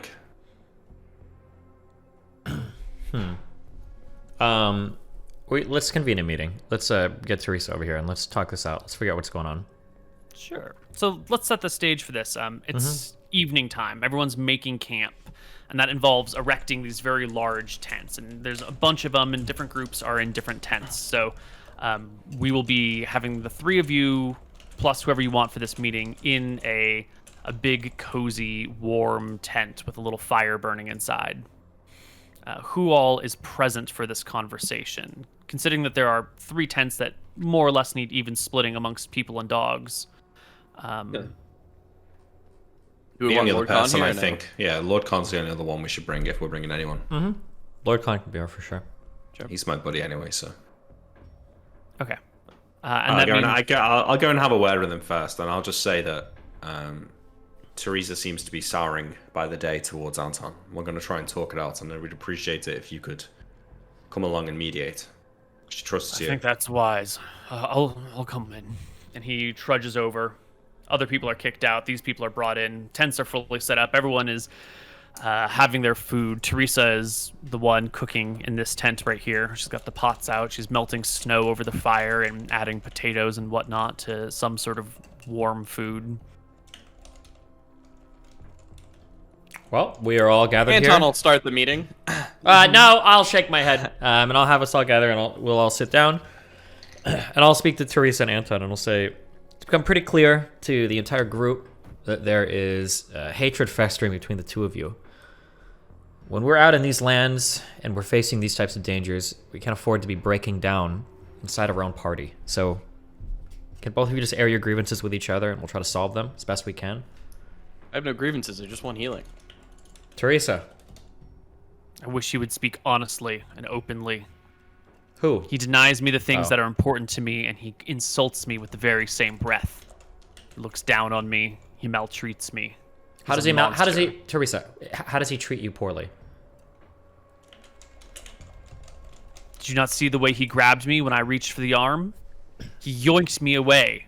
He didn't say, hold on, maybe that's not a good idea. He jerked me away and commanded me not to do something. He infringes upon my free will.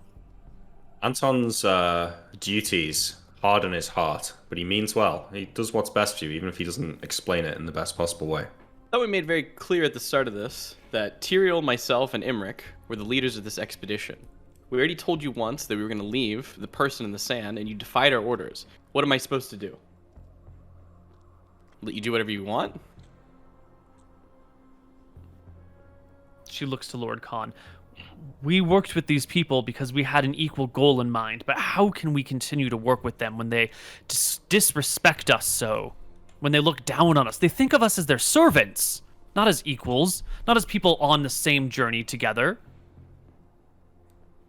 I will not heal this man's wounds. If he wants to injure himself, he may do it. If he wishes for healing, let him pray to his goddess of vengeance to be healed.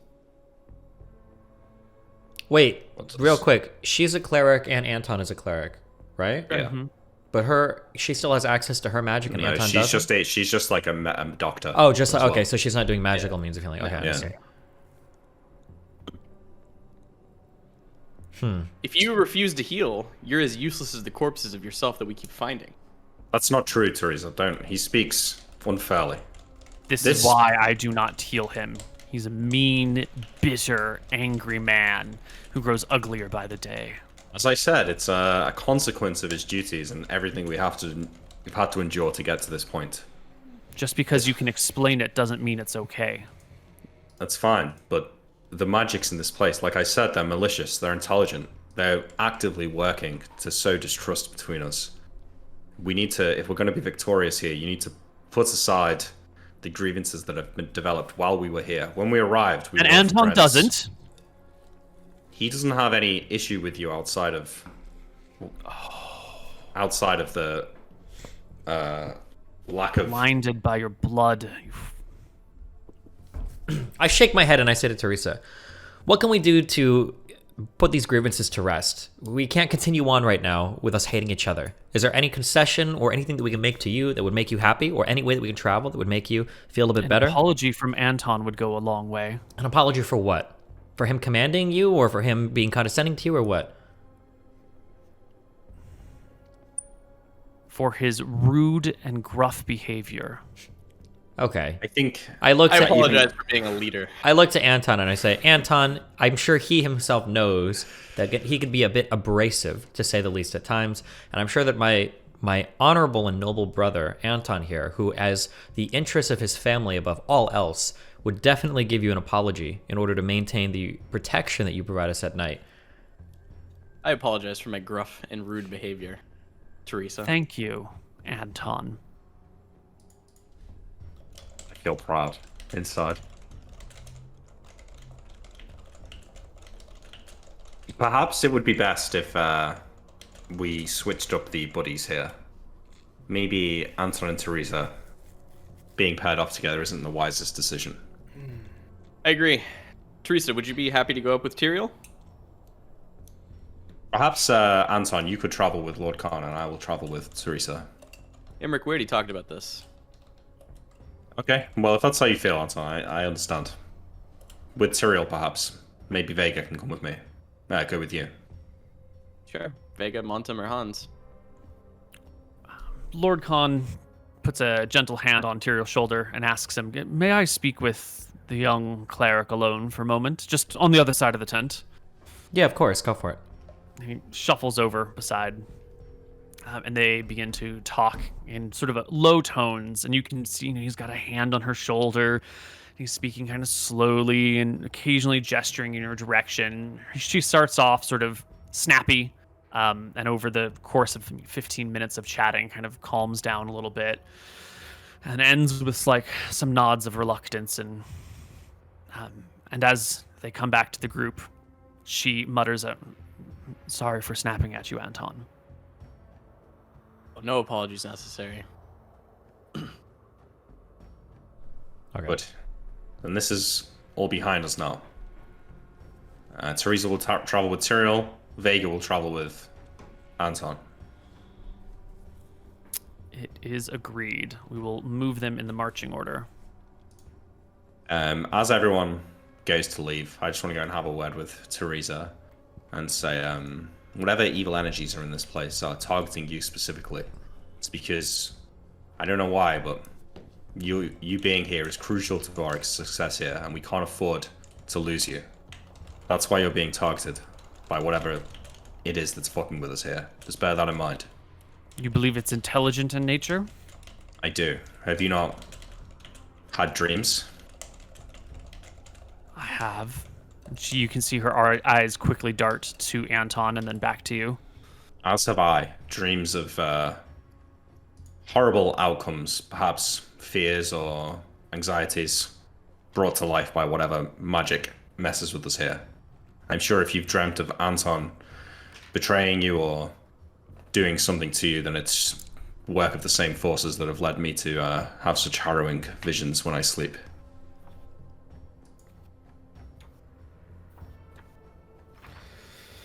It's not just us, Tyrael as well. She tries to clear her head with a couple of shakes, gives a heavy sigh. Well, let's hope we can get out of this cold as quickly as possible. And remember, as Lord Khan spoke to me, our true enemy is Scoria. Indeed. Hopefully we can find what we need in the town and we can be on our way back. I will, I give her like a... No, I don't hug her, but I sort of like arm around her a bit and pat her on the back a little bit and say, keep yourself strong, and I'll walk back to my tent. Okay. All right. The night passes without trouble. I think we need to take our break right here, just before the hour. Okay. We'll be back in a sec. Everybody, and welcome back to Tombs of Scoria. Our party further marches across the cold and frozen wastes. We sleep another night. That was happening at nightfall. Yeah, can I, Does she heal Oh, me? but yes, she will heal you. You can go ahead and divide the 6 one-hit points up however you want. Of course can you I do. You should try take one. polymorph again? Yeah, you take it. You already did it that night, so you want to take it the next morning? Yeah, the next morning, yeah. Nick, what's your And- HP at? 32. No. Okay. Just Well, make no, sure you it's, still have it. Neil, I did it the night before the day we just had. So it was like, as I was going to sleep for the day, I cast the spell that I stored. So I learned it again in the morning, and I've not cast it all day, so I'm casting it as I'm going to bed. Gotcha. It goes off without a hitch. Alright, I'm at 40 now. Okay. Alright, Ultravision again in the morning, Neil, if you want to roll. Tyrael Yep. got his HP, right? Okay. Yeah, +1. Learn polymorph again for tonight, but we Great. get going. Yeah, you begin to march and march, and in the distance you can see what appears to be a chimney sticking out of the snow. And you see this just as the clouds above you begin to darken and the cold day begins to rain a little bit, but like it's more like hail. And your Frost Ranger tells you that this is the beginning of an ice storm. You've already been through one of these back in the first town, and that shelter needs to either be erected or found immediately. How far away from this chimney? A little less than half a mile. I think we should try and... I asked the Frost Ranger, do we have time to get to that house and set up our tents there?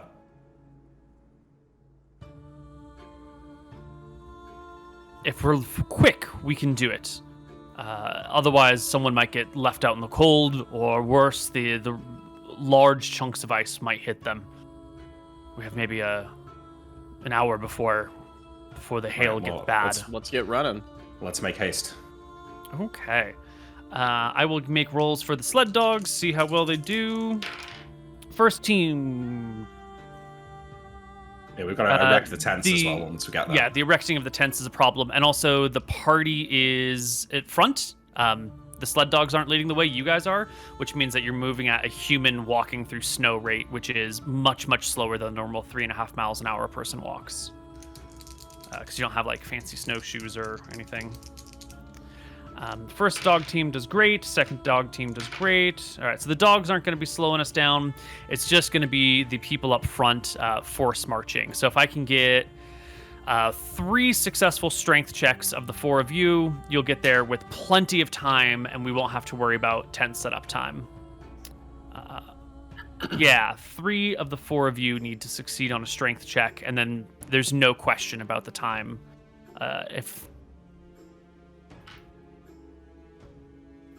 Yeah, let's go clockwise from Teresa. Well, that didn't work out for you at all. The party arrives through the snow, frequently finding themselves falling in or pitching forward and needing to be picked up. Is it too... Could Cyril not make like a wisdom check to realize that we're not going to make it in time and abandon getting to the house and set up the tents to avoid anyone being killed? Or is that not a thing? I think that's not a thing. You have a goal, you try to do it, it doesn't work out for you. Yeah. Okay. Otherwise, what's the point of making any of these rolls? Well, to see whether we can get to the house or not. Yeah. You get to the area. The Frost Ranger and the surviving sled dog driver quickly set about to making the tents, putting up the tents. The other members of the party go to help and aid, keeping with the buddy system. Do you guys want to investigate the house right now? Do you want to... I think House will all still be hands there. are putting the tents. Yeah, house will be there when we're done, yeah. Yeah, we want to do tents. All hands on the tents. Let's see. Let's have... There are 3 tents. We need 3 wisdom checks. The Frost Ranger makes his an advantage because he's done this a bunch of times. Anton, does one. So Anton will lead one group in setting up the tent. Not a problem. Frost Ranger will do... Ooh. That shouldn't be right. Hold on. It shouldn't be... These should be not at advantage. I'm sorry. He should have a flat... Doesn't matter. Flat check plus his modifier. Everyone else should have a slightly off check. This is the same. Who's the third one? Who's running the third tent? Teresa, probably. If it's a wisdom check, I mean. Yeah. You give her...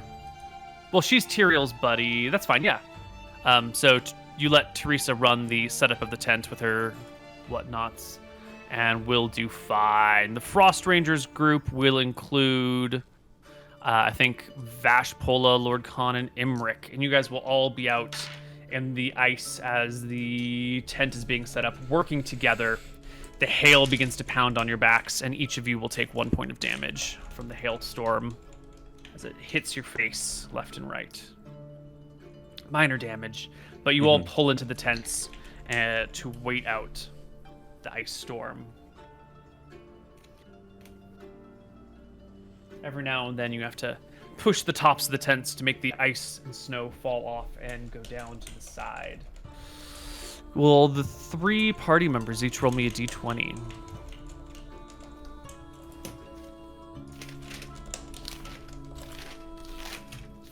Easy.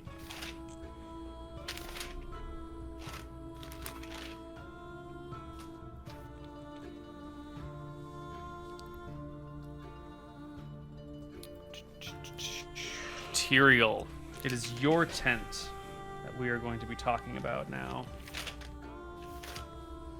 I'm gonna load my note.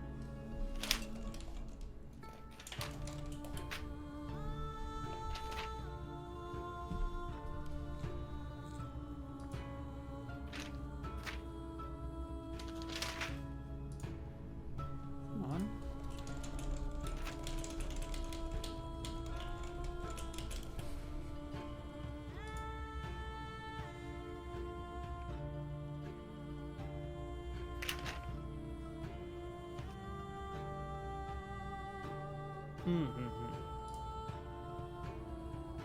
There it is. Would you roll me a d6 and then a second d6, Tyrael? A 2 and a 4.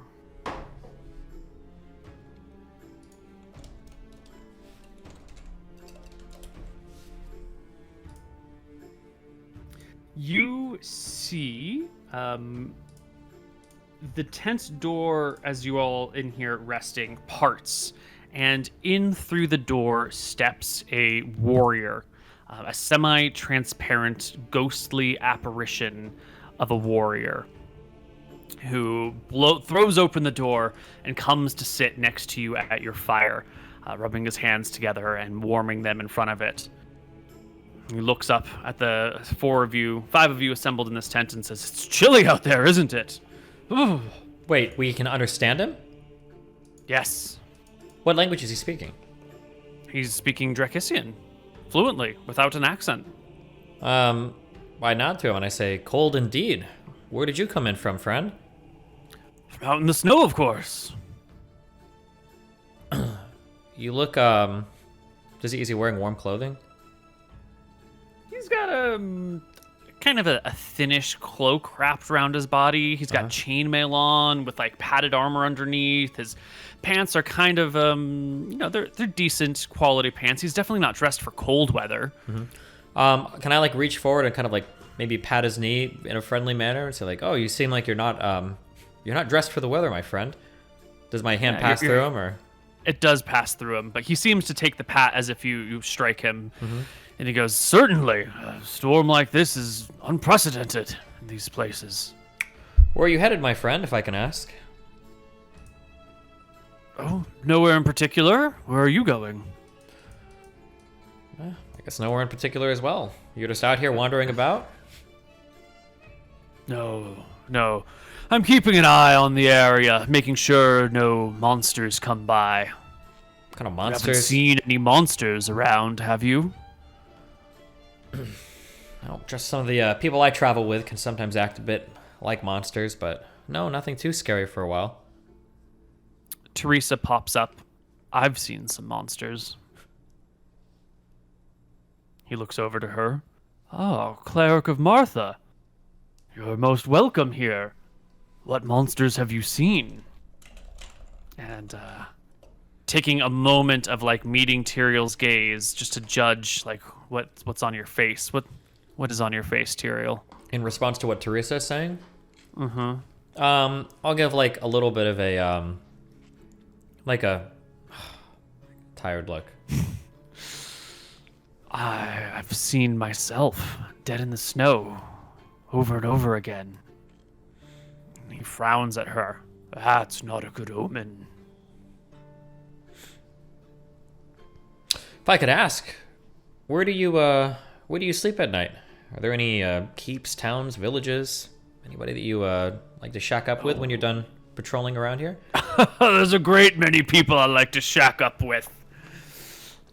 But no, in camp with the others, of course. I nod, of course. I couldn't get to camp before, though. Before this damned hail blew down around me. I'm curious if I could ask you. My friends and I are traveling through the snow, and we're trying to make our way towards Keep Saladin. Have you heard of the place? As I say it, does his face react at all? Does he care, or is he just... No, he reacts. He understands. Yes, of course. Saladin Keep.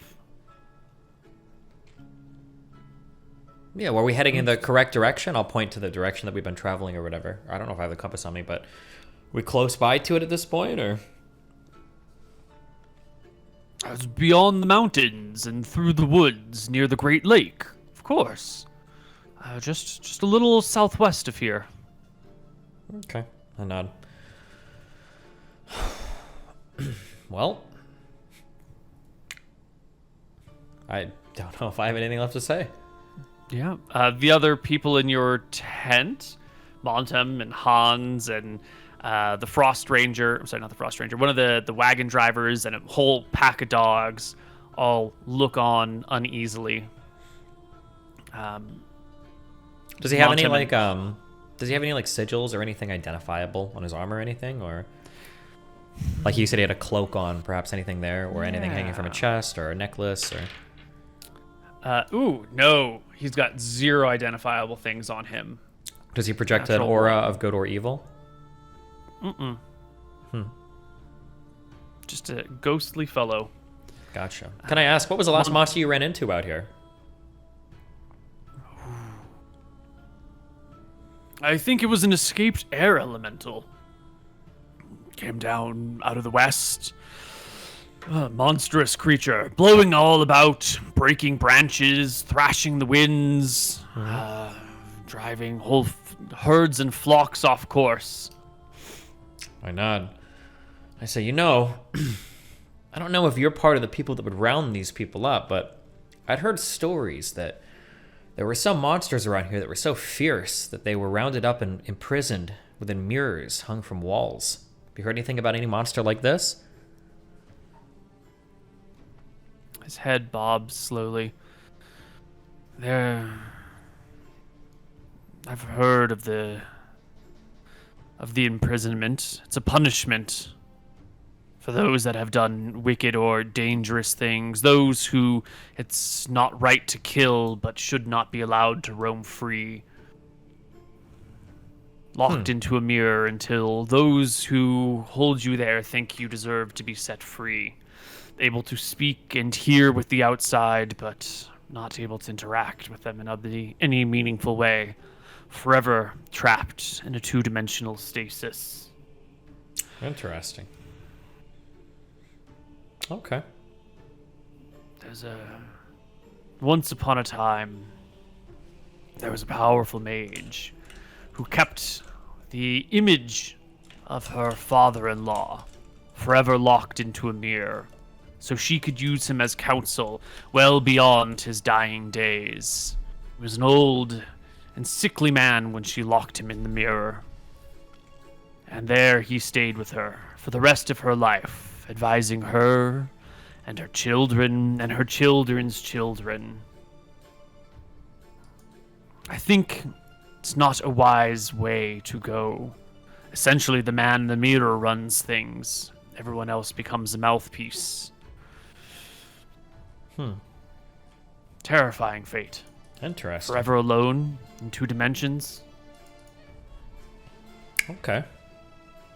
No sleep, no hunger, no feel of another's touch.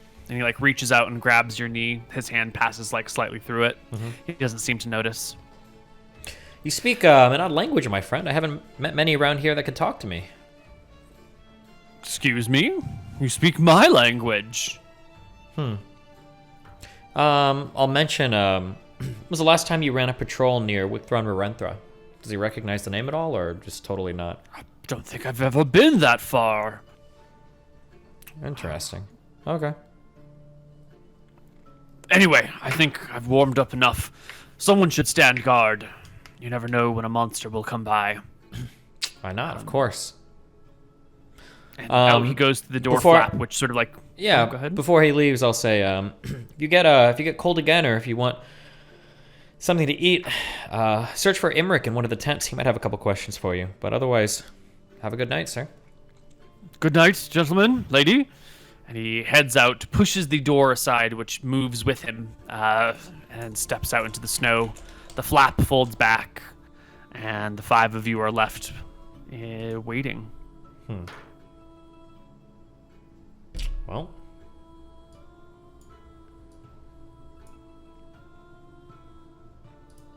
the next day, well, the rest of the day passes in these tents. Only the cast- people in... I do polymorph again at the end of that day. Sorry. Sure. Only the people in Teresa's tent can receive healing, which will be Teresa, Tyrael, Montum, and Hans. It is too dangerous to go outside. You'll probably take more damage than you would heal. Cool. So Tyrael gains 1, Hans gains 1, and Montum gains 1, correct? Yep. And Teresa And gains Teresa And Teresa. herself. 1. Yeah, gotcha. Okay. The next day, the ice continues to pelt. Does my spell work? You're gonna get that shit locked. Yeah, Forever. well, might as well heal up before. Your It goes. brain calcifies.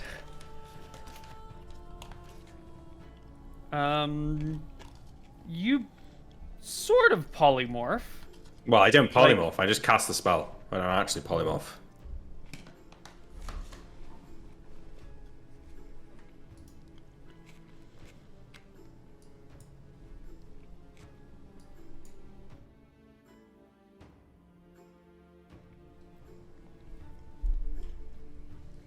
When returning voluntarily to his own form and ending the spell, he regains D12 hit points. So you must leave your form to heal. Okay. So you cast the spell. You polymorph into what initially? I guess a bird, probably. Yeah, and your arms like turn into wings. But the rest of you stays the same. And the wings are sized for you. I wait, hoping for the spell to end or something. You just kind of like this. Do I have hands? You got wings. No hands, just woof. No hands at the end of the wings, no. Yeah. Okay. Do you try and change form, or do you accept your current form? Oh no, I try and change back, yeah, obviously. Yeah. You can frantically change back and forth a few times until eventually you do solidify in your normal human form. But each time you change, like something modifies and a different thing changes, and it becomes like a bit of a weird thing. Do I feel like Eventually- if I'd have been less in control of it, I could have got stuck? Or if I'd been less lucky, perhaps, or something. So, okay. Yeah. We'll call an end to this. I'll roll one more d12 and I won't do it again. Yeah, and you will gain half the D12 Okay, in so I HP. get one HP. Ooh. That was worth. Okay. Yeah, no big deal. No loss. Yeah. And I get one from... Oh, no, I don't, because I'm not in the right sense. Okay. All right. The next day is icy as well. The storm does not let up. Thankfully, there's food in everyone's tents. Everyone in Teresa's tent gains another HP. While I was... I picked up some papers and stuff while I was in the tower. I couldn't read them with my glasses, but I'll just keep checking them throughout the time we're trapped in the tent to see if they ever start to work. Your glasses didn't work last time, right? No.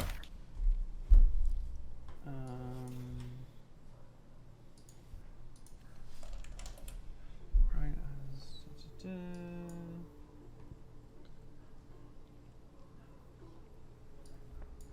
This.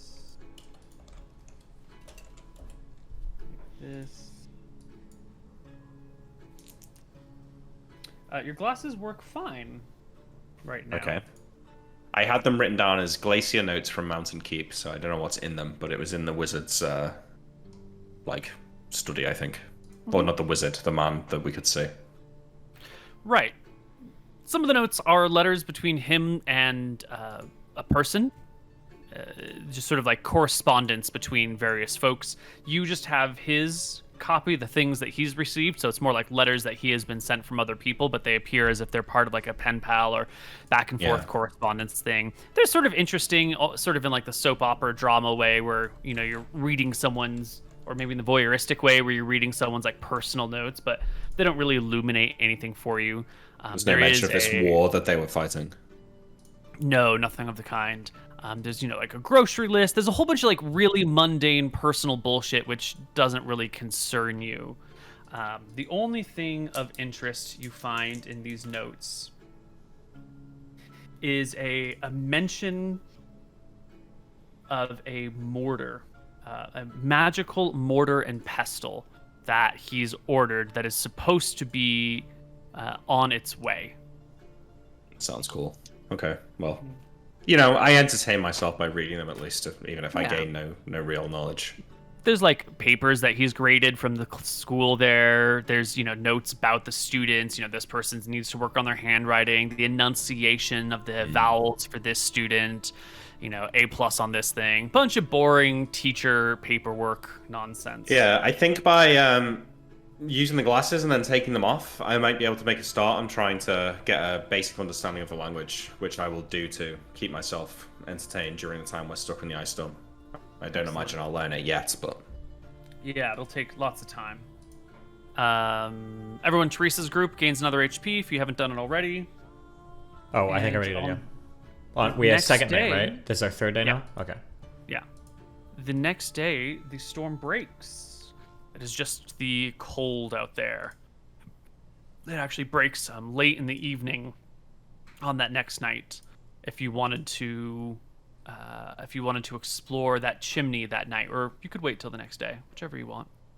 Yeah, we'll do it that night. I'm using a level 5 slot for this, so if it gets locked, it's my last one gone. But I'm going to learn Lesser Disintegration, and I will try and blast away some of the snow into the to get to the house.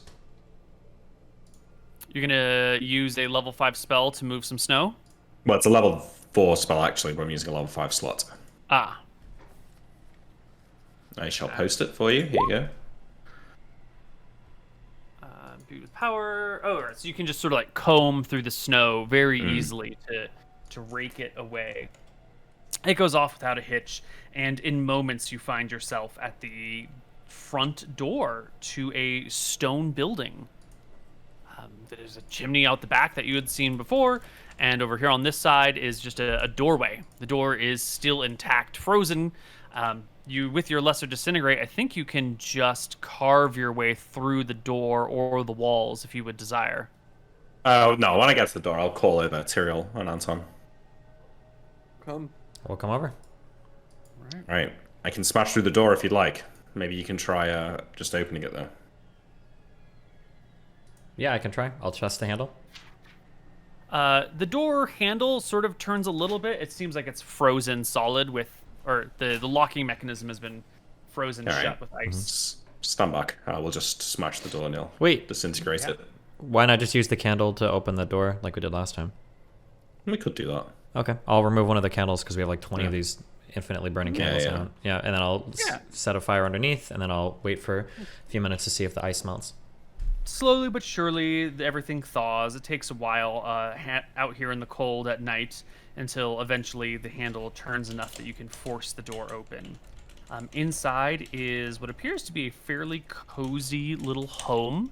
There is a corpse, like a skeletal corpse, on the ground in the middle of the room with clothing still on it.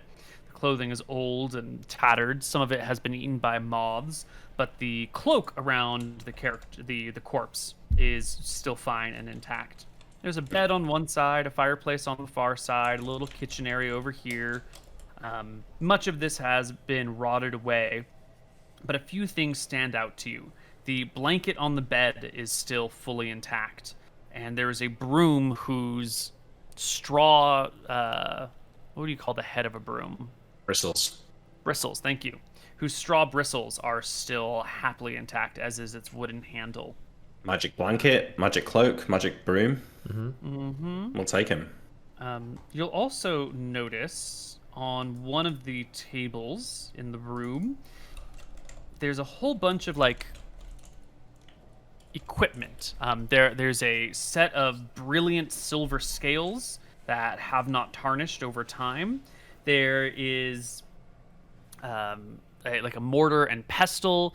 There's some like glassware that's got some like what do you call it, dust on it on the inside and outside.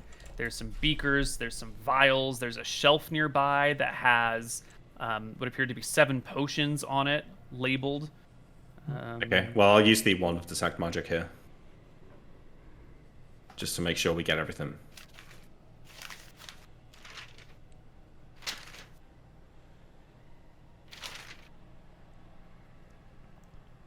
Wand of detect magic does not work still. All right. I think we just need to take anything that looks like it hasn't degraded over time. Yeah, probably, yeah. Or you can use the ring actually to check what's magic, I suppose. That might work. I mean, it'll tell me if it's magical, but it doesn't tell me anything about the type of magic. But I mean, Yeah, if just we're so we walking can in see here... I'm afraid like using magic items like a bit. Also, Yeah. Yeah, if sure, we're in here you're and right. everything is degraded except for some things, I think it's safe to Yeah, assume that okay. these things are magical. Absolutely. All right, Yeah, so all we... none of the glassware is degraded though, and there's a lot of that, and it's fragile. Can't really take that. Okay, fuck it. I'll put on the Ring of Seeing, and I guess I'll activate it, and I'll see if I can discern what's magical in here. Yeah. Very quickly, you can see that the mortar and pestle is magical. The 7 potions are magical. The broom, the blanket, a razor blade that's been left next to the sink is magical, and the scales are magical. The balance scales. You writing all that down, Steven? Let me get to my sheet. Okay, give me this again. The pestle and mortar is how much does it weigh? 4 pounds. It's heavy. It's Jesus. made of stone. Next, Yeah. 7 potions. potions. Okay. You said they were A labeled. Is broom. it the language that we can't speak at all? Correct. Can I read them The, with the glasses? the glasses are working, yeah. The glasses are working. It is 5 potions of healing, 1 potion of grease, 1 potion of reduction. Can you read the other potions that we have too? I don't know if those Did were you labeled. pick up potions earlier? Yeah, we did. Yeah, we picked them up in the other place. I have 15 potions on.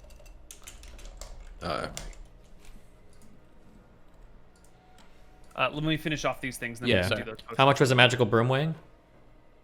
2 pounds. Okay. And then what else? The blanket. A razor blade. Blanket weighs how and much? Balance scales. The blanket weighs 4 pounds. The razor blade is 1 pound. That's negligible. Okay, yeah. Yeah, it's nothing. Negligible. Blanket is Yeah, it's 4 a pounds. straight razor. And then balance scales, how much is that? Balance scales weigh 2 pounds. Okay. Gotcha. All magical stuff. Okay. Do we have like a party sheet for storing these types of items Yeah, you can put it on the glacier sheet.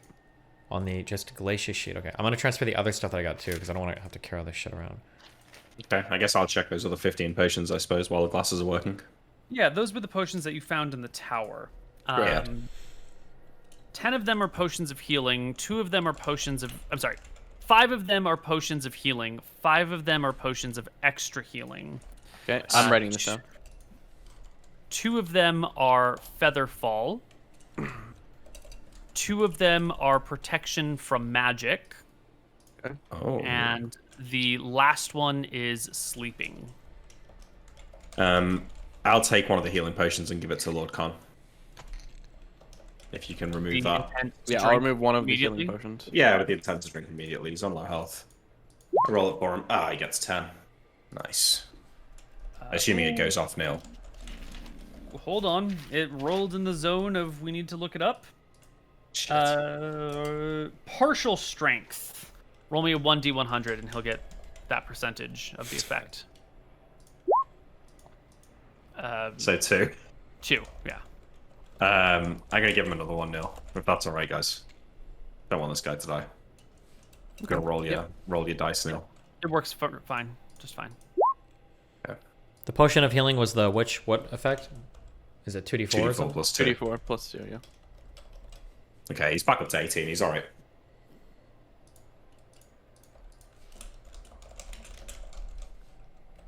Are you gonna add all those other potions to the? They're all on my character sheet because I'm going to be using it. That's fine. Okay, as long as you have them accounted for. Yep. I moved all the Alright. staves and the robes over to this glacier sheet is what I'm moving them to. Cool. By any chance, do the robes and the staves seem to, like, match in terms of design? Like, there's one staff for each robe?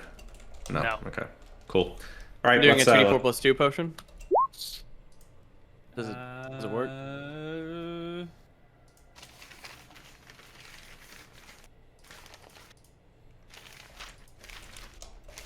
It does not work. Not only does it not work, it is a No, it's explodes not a in your face. catastrophic flavor. Woo! It is just a You drink the potion and nothing happens. Okay, we'll wait for it. Yeah. Now, this is the first time you've consumed a potion without it having an effect. And we know that potions are dangerous. If you consume 2 magic potions at the same time, there's a whole table for disastrous effects, which can be up to bad. lethal things. So let's just take a moment and discuss the possibilities of what it's like to have a potion inactive in your belly. Is it going to, and I'm going to pose a bunch of questions that you guys can mull over. Is it going to just be like pissed out like regular stuff? Is it something that's going to hold in you for a while? Can you drink another potion on top of it, or because it's inactive and then this other one will work in its place? What do you think will happen? I'm just not gonna drink another potion. Either it'll piss it out, or it might start working eventually if it's still I think within its eventually we body. were told that it works Yeah. by the Frost Rangers. Then they said sometimes the effect would happen 10 hours later or something. Yeah. Yeah. Okay. But I would So imagine, we'll- like most things we eat, within 24 hours, the effects and whatever of everything should be completely gone. Like, it can't be magically hidden in your body. Like, Yeah, I don't know if we know that much about biology though, really. well, I mean, I think some of those basic things you figure out pretty fast. Like, if you eat food, you get food poisoning within a day. It doesn't happen like 6 days later. If you eat something, it's going to be gone in like 6 to 12 hours. I'm sure if they've eaten spicy food in this world, you'll have known it, right? Alcohol doesn't make you drunk for days. That'd be my guess. Okay. Okay. Well, I think that was the nighttime, so we'll go to sleep and start off again in the morning towards the town. So, am I from understanding what that ghost was saying to Tyrael, that the keep isn't in the town, it's past the town? Yeah, through a next to forest? over the Yeah. mountains, I think he said. Yeah. Well, this is like the town's at like a gap in the mountains, isn't it? It is. I thought it's yeah. So maybe we can pass through the town, through the mountains, through the forest, by the lake.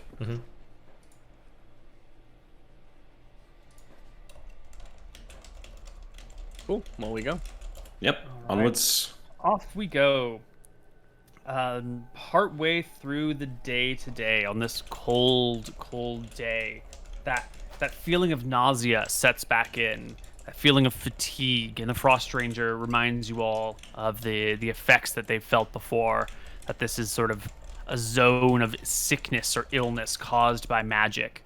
And all of those of you who are non-spellcasters take 1 point of damage.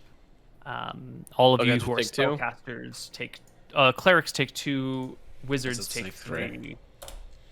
We keep on trekking. -1, Right. -1. You will march through this zone for 3 hours, so you should actually take 3 times that damage. Teresa takes So you took 3, 6? right? Yeah. Okay. Non-casters take 3. Clerics take 6. Wizards take 9. Cool. I'm a wizard. Would I know? Is it safe for Lord Khan to drink another potion now or not?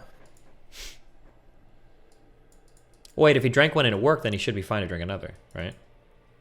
Yes. So we've been playing it, yeah. You can chug Yeah. potions back to back. It As doesn't. long as their effects are fully immediate. Yeah, Okay. exactly. Yeah. All right. Can I take another potion on time to give him? Yeah. Yep. I give him another healing potion. It works fine.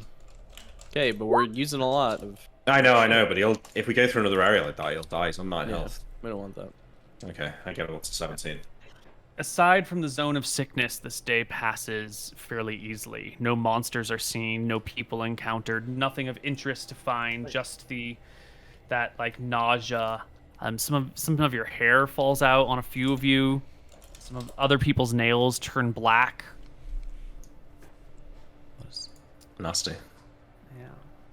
Not good. That's bad news, Bears. Yeah. I think we just push through and warm up that night. The next Mm. day of travel is cold as well. And can I get a d6 from Anton and a d6 from Imric? Are we getting +1 HP over the last night or no? Yes, please. Okay. I'm giving one. Who needs it? I guess since we're all out here now. All 3 of us, Lord Khan. Yeah. So I'll do it for me and Lord Khan. That's 2. Teresa's 3. And I get one to Jack. That's 4. Montum is 5. Anybody else? Or Hans is at 17 HP. He'll get one. Wait, we're all getting 1, so that's 3. What? Teresa, Lord Khan, and Jack. We're done. Wait, is it only 3? Oh, you mean all 3 brothers are gonna get one? 6. Yeah, all 3 brothers Oh, get okay. one. Yeah, All right, sure, okay, makes sense. 6. So Teresa, Montem, and Jack, were those the 3, or were there? Do I need to take one off Montem? Was there another one? No, that worked. Teresa, Okay. Montem, Jack, and then us And three. then the 3. Okay, gotcha. Wait, no, take one off Montem because Lord Khan got one. Sorry. Oh, okay, gotcha. Has my potion gone off yet? No. Cool. This day, as you travel through the snow,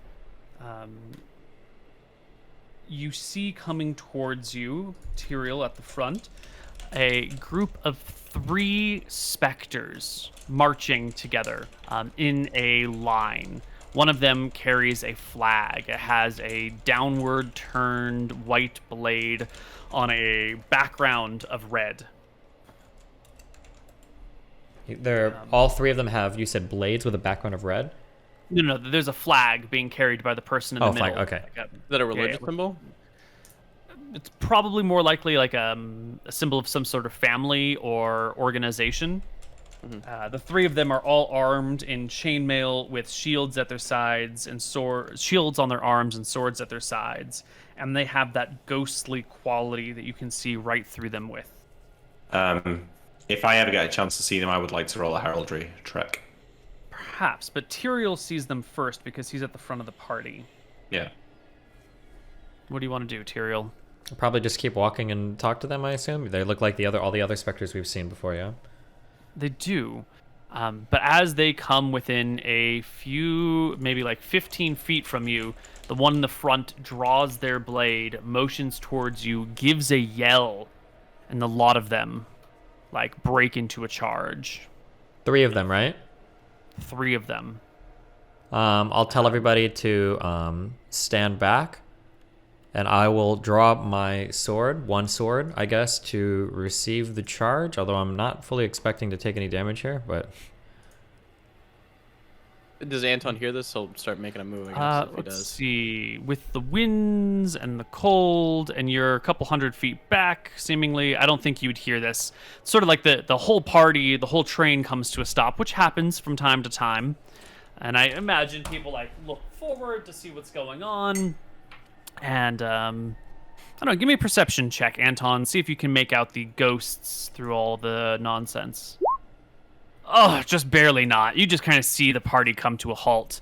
As So none of these things- people say anything, and this guy doesn't say anything either. I just want to know which people I'm executing later on.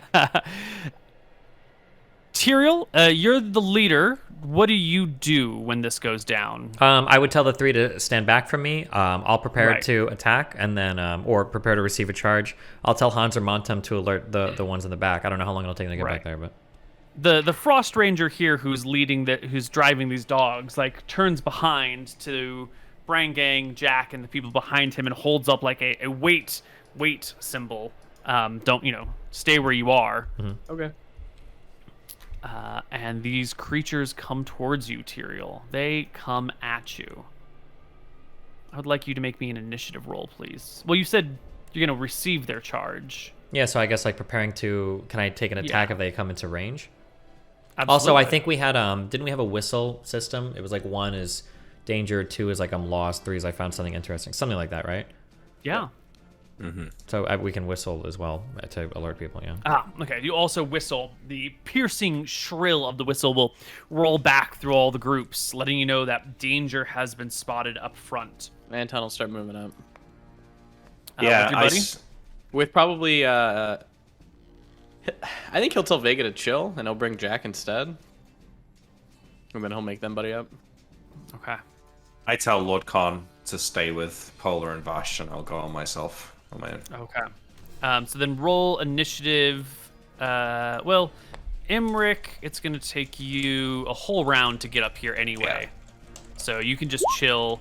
Anton, it'll take you a whole round to get up here anyway. Actually, it'll take 2 rounds for Imric, 1 round for Anton to arrive. So we'll just roll you in next round. In the Just a meantime, heads up, Anton, I think, moves at speed of 24 because of his boots of speed. but the snow is what's causing the problem. Is it Okay. cripples your movement rate?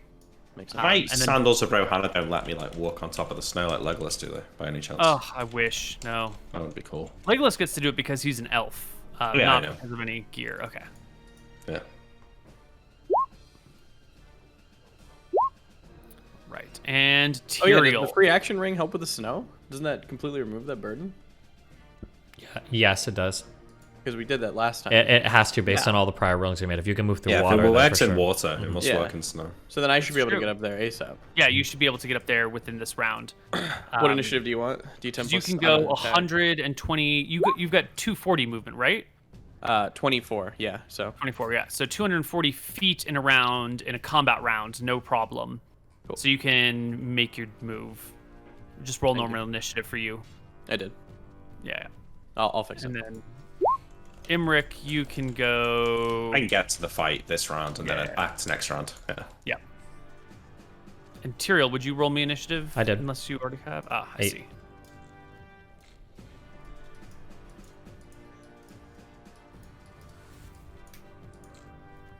All right. Tyrael, you will be ready to go when the first of these figures meets you. They have a sword out and move to strike at you with it as you have an attack readied for their approach. They will roll. Oh god, like a 10 and a half or so, an 11, something like that, 10 or 11, as a swipe against you, clattering their sword against yours, and it pushes back. You may make a counter blow. We make contact with each other. You do make contact. Your moon blade will strike them easily. They have 17 AC. He's not like on a horse or anything, right? It's not a large Nope. creature. Okay. Man on foot. Okay. Ghostly man on foot. Roll me some. Oh, you did. 15 damage. And then does a 17 connect? 17 does. Harbinger will rip through at 12. Nice. Imric moves forward. The other ghostly creatures come forward as well. One peels off to go towards Anton. The other comes over to corner Tyrael. Do your worst. These soldiers before you look like some type of knight, some sort of ghostly knight visage. Against Anton, it is a natural 18 plus. No, actually, I have to remember there. Plus 8 is 26. Not enough. Oh my god, is your AC 31. But you're not wearing a shield. Is it still 31? Yeah, it's 31 without. It's got the gold dragon armor. Oh my! Oh, it's the gold. Yeah. So the ghostly sword comes up and down and hits your dragon armor without even touching you, really. The other one will strike against Tyrael. 14 and 8 is 22, which is not good enough either. They shout out in an unfamiliar language to you each, and we roll. Tyrael gets the second attack, actually. Well, Anton gets his first attack too. Yeah. So here's the attacks. Blitzinger first. 18 hits. Hits. Damage. 10. Oh, did you only have to do a half move, Anton? Yeah. Yeah. Spear. Yeah.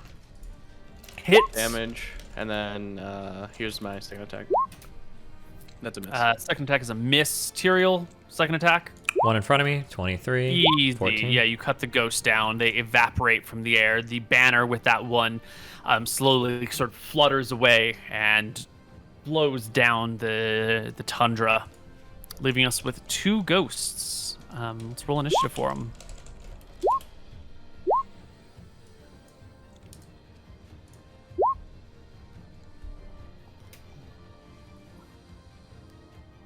And this one is dead. Imric, did you roll in as well? Yes, you did. Excellent.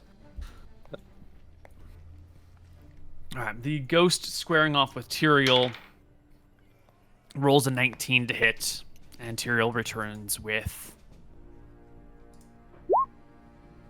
a critical hit. You clear by 10. 14. 14 plus 2. Oh, that's already there. Brings it to half HP. Harbinger criticals as well. 16. almost slaying the ghost. As you hack into it, you can see the person before you like reacts as if they're in physical pain, and instead of sort of fading away slowly like other ghosts have in the past, this person actually like takes bleeding damage, and you can see them wounded and dropping blood to the ground, bringing their shield in front of their face. They don't look like they realize they're ghosts. They look like they're normal human fighters with just sort of an apparitional nature to them. Anton, your specter will roll a 21. A good blow against anyone other than you. And Imric will take his turn. I will move 90 feet, like 15 across, and then, I move like up here, basically. And I turn and shoot this guy in the back. Excellent. With back attack. Oh, an 18. Will hit. Probably still hits, yeah. Yep. For 9 damage. Excellent damage. And second attacks. And first Ghost- attacks. Yeah, ghosts will each get second attacks. One rolls a natural 1. The other rolls The second one is against Anton. 17 and 8 is still not over 30, though. I killed a ghost in front of me, I think. I probably killed a Yes. ghost next to me as well. Yeah. Yeah. Yes, and they are gone. Do they disappear quickly when as they're they all dead? Or do their Yeah, when bodies, they like, lie die, on the they ground? fade. No, they just fade from existence when they die. But when they're wounded, they look like they were taking actual blows. Their weapons fade too? Yes. Except for the strange. banner, which blew away down the snow. Everything else faded with them. I gotta look at the banner. Oh, it's blowing across the It's gone. tundra. Yeah. Yeah. Wait, Neil, right? It's blowing it. Is it like if it's going across the snow? I will raise an arrow, a real arrow. I want to try and secure it into the snow. All right, give me a Wow. roll to hit. Okay. Let's go. 30. Yeah. You lob an arrow up and over and down and poof, pierce it to the snow. It is stuck by your arrow. I shall. Tyrell, come with me, and I'll go and run over and grab it. I'll nod and I'll run with him. Yeah, you find the banner. It is made of linen. It's 4 feet wide, 3 feet tall. It's got some red cloth all the way through it, and a white blade facing downward. Heraldry. 27. Yeah, I've never seen this before. Okay, I will pocket it. What should I call it? Glacia banner? Okay, actually, can we put it on the sled? It's probably too heavy. Well, how much does it weigh? How much does it weigh? So what we could do 2 is we could wield this when we're going up to pound. the keep. I'm guessing these people were guarding the keep. Random Maybe, guess. yeah. Maybe it'd give us some leeway in. Okay, yeah, I put it on the sled if somebody can write that down. Glacia banner, £2.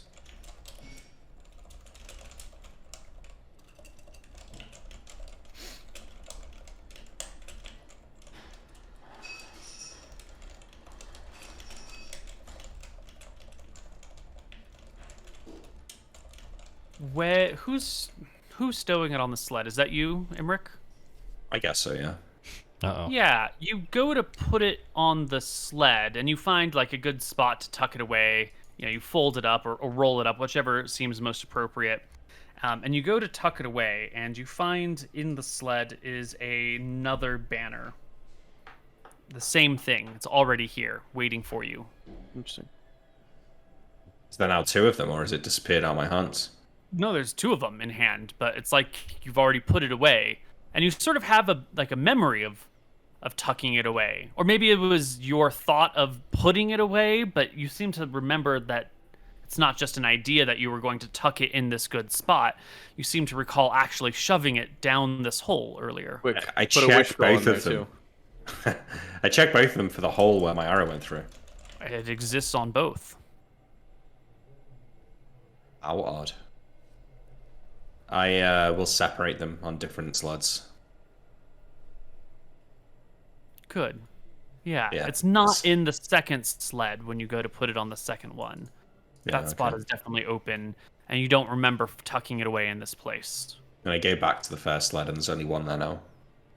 It's the first one is still there in that first sled.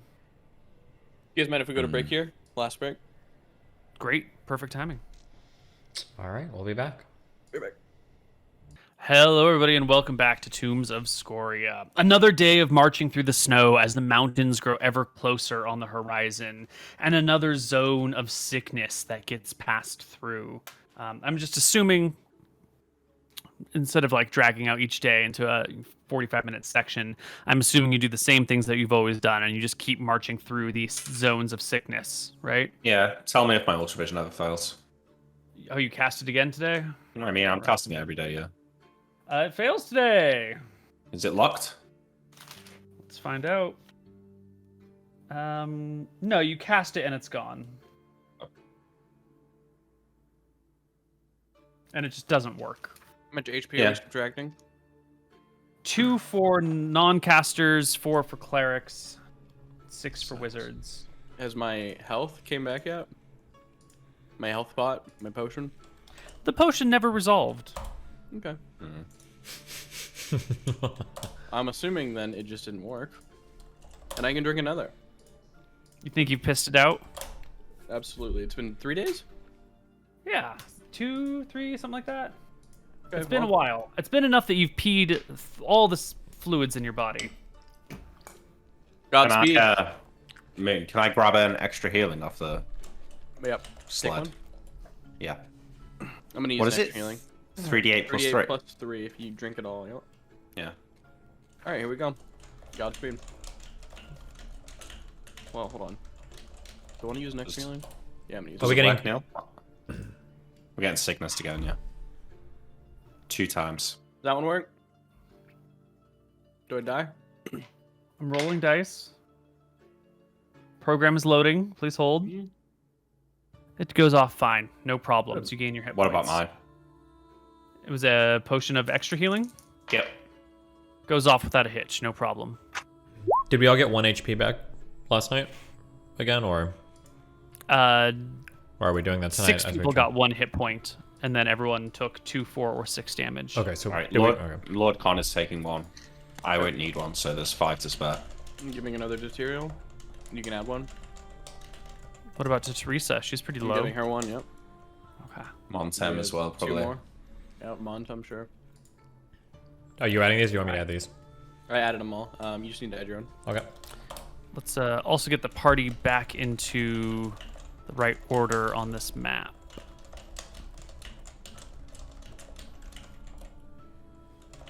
Yeah, there we go. Everyone's in the right spot.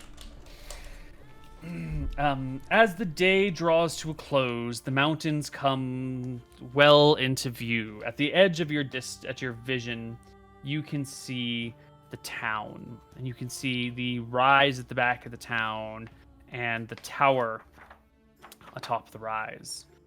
It'll take you most of the next day to get there, but you should be able to get to the town by nightfall. We want to march around the town, right? No, I think we should explore the town. They've not been here, so there could be stuff here. Mm-hmm. For sure. Okay. So I think once we get to the town, Neil, we'll try and look for a large building that we can set up shop in.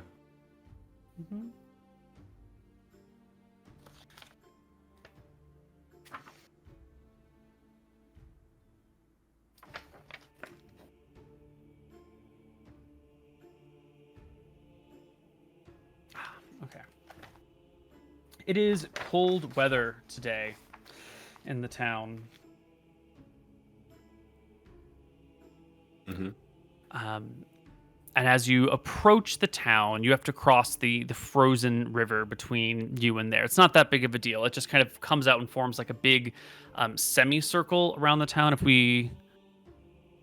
Well, first off, let us bring us to... No, that's not the right one. Yeah, close enough. The mountains with the town, from an aerial view, you've got like one mountain chain coming up here and another mountain chain coming here, with a river doing one of these things, and the town being situated right here. Whoops. Okay. right in here. So it's like right in the gap between these things with this river that comes around it and a watchtower out back. You march through the day without seeing sign of friend or foe, enemy. There's no sickness zone that you pass through. You see no buildings before you get to the town. And as you cross the river, we have a problem. The first two groups cross without issue. But the third group, my friends, Uh-oh. the third group runs into a problem. Okay.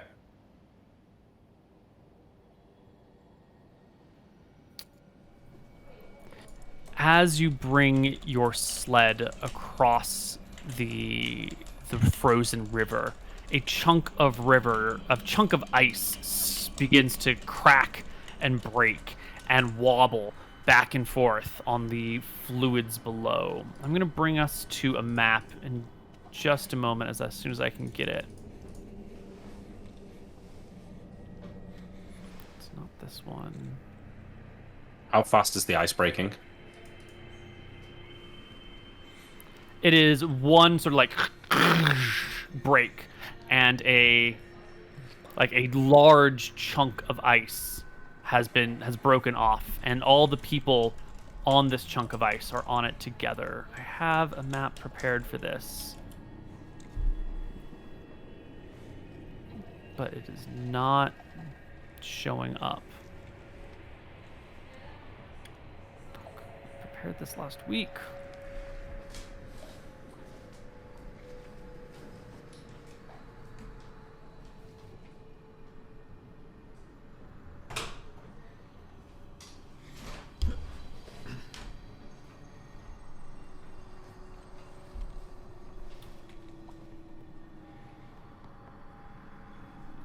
Ah, that's why it's got the other name.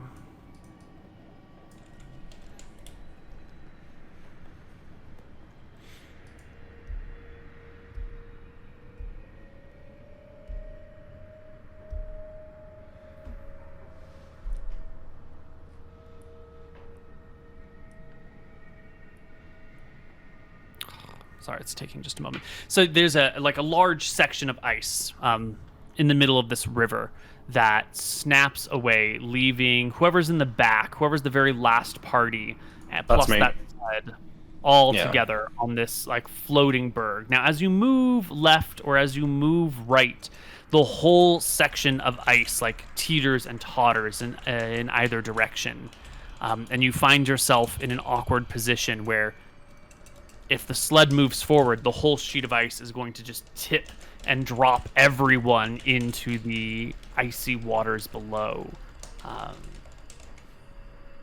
All around this little berg, though, is strong ice, or actually solid land of some kind.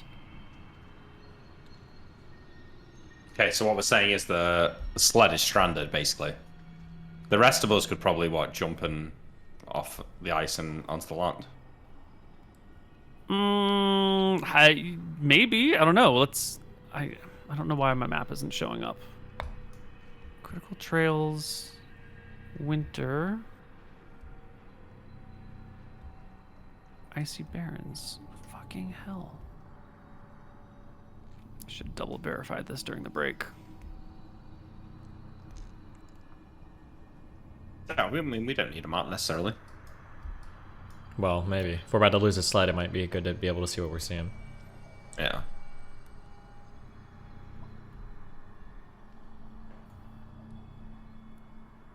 CTW. All right, here we go.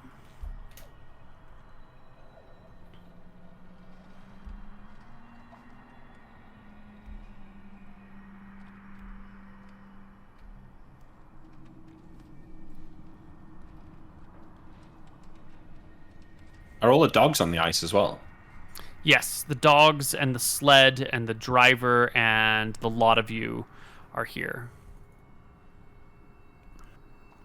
for fuck's sake. All right, we'll just do a theater of mind until I can get Yeah. us a map. So it's a broken section, maybe 50, 55, 60 feet across, something like that. And then all the dogs are stretched out, but have been pulled to a stop as the whole thing begins to slant one way. And people move like away from the area where it's tipping down, and it teeters back and forth until coming to an equilibrium point. Most of the party and the other two sleds are on the far side into the town area already, while Imric and his crew are stuck on the iceberg that slips all directions. Okay. Well, first of all, I'll pull out my horn and blow that to get the attention of the party. Mm-hmm. You have it. Yeah. I can't cast any spells, so I'm just checking. As soon as Tyrael hears it, I'll tell everybody to stop and group up, and then I'll head back. Yeah. Mm-hmm. Done. You and Anton, I assume, plus your buddies, head back towards this area. The other two sleds are moved around and sat next to each other. People gather around those and look outwards to defend in case there are monsters nearby for whatever Are reason. they still on the ice? Yeah. Just Tyrael, Imric should we and have his group. them? Oh wait, so our sleds are no longer on the ice. Your sleds are fine. Just Imric's and his sled. Yeah, I haven't got anything to get myself out of this. How far away is the ice from like the solid land? I guess. You're not on the iceberg, so you can walk all the way up to the crack in the ice if you want. How? Before we get any further, how close to the iceberg are you, or the broken ice, are you willing to get? Do you want to stay like super safe and stay far away from it, or are you willing to walk all the way up to it if it seems stable? Well, like, are we on like huge, thick things of ice, or are we like on like a fucking frozen pond? We're on like huge sheets of ice, right? It's a frozen river that runs around the town, and then there is seemingly solid land, but it's hard to tell where river ends and land starts because it's all blanketed in snow. Okay, I understand. Are there any rocks or anything sticking up from the ground on the other side that I could tie a rope to before heading across like the frozen river, or no? On your side or Yeah. on the far side? On our side, or is this just like way too far to even be a possibility? There are buildings nearby because it's the edge of town, and there's some frozen trees that you could tie a rope to if you wanted. But I'd need like hundreds of feet of rope or something, right? Mm-hmm. Okay. You have hundreds of feet of rope. Okay, yeah. I mean, me and Anton, I'll look to Anton to see if he has any ideas. Otherwise, yeah, I'd say we'd start fashioning rope up and doing that. Imric might have to polymorph himself and just bring people over one by one in the supplies. Yeah, but the sled. Okay, I guess I could take that and we'd abandon the sled. No, I don't think we should have been on the sled. Or No, I don't think we where? should do that. Do you have any ideas on how to get the sled over? Yeah, let's tie the rope around solid things and then start running to the edge of the ice, and we'll see what we see. Good. I will. Oh god, I start trying to take off my armor. You can take off your armor, not a problem. I'll throw the armor on the sled and put on my robes. I don't know how long this takes. I don't know, a few minutes. Okay, if I'm still here, once I'm robes up, I'm gonna cast fly on myself.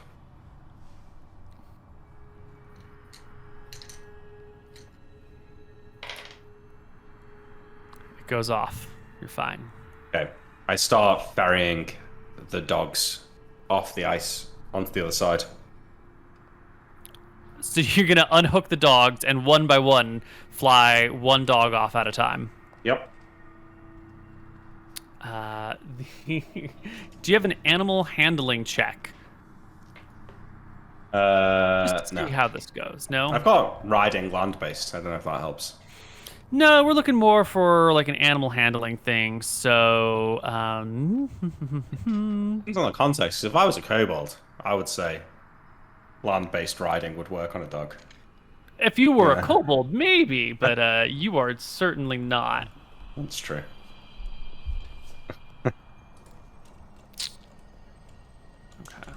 Or maybe I can just kick them from the ice onto the land. Just sort They'll of. jump over, yeah. Are field we? goal kick them. We're able to. They're not small enough that you could punch. They're not corgis or I'm chihuahuas. just joking anyway. I mean, You're not. I know you. I love dogs. Don't start. We're with able to that. what? We're making our way to the side of the ice, right? While he's doing all this, I want to make my Yeah. way to the crack to see how far away they are Yeah. from us. Mhm. The crack is not that wide. It gives you maybe 6 or 8 inches across. You feel like you could easily step across, but the issue is that the weight on the berg needs to be distributed towards the center. Otherwise, the whole thing tips. And because it's ice, everyone slides in. And because it's an iceberg, once people slide in, it'll just righten itself, and then you'll be trapped under the berg. Yes. Here we Well, go. I get the dogs across, then the people, then the gear, and then I'm hoping maybe I can get the sled across. This map is on not my a own. perfect representation of what we're dealing with, but this is more or less the general concept of like an icy section with little bits of water all the way around it, and then the party members on one side. Is the So ice it's- itself pretty thick?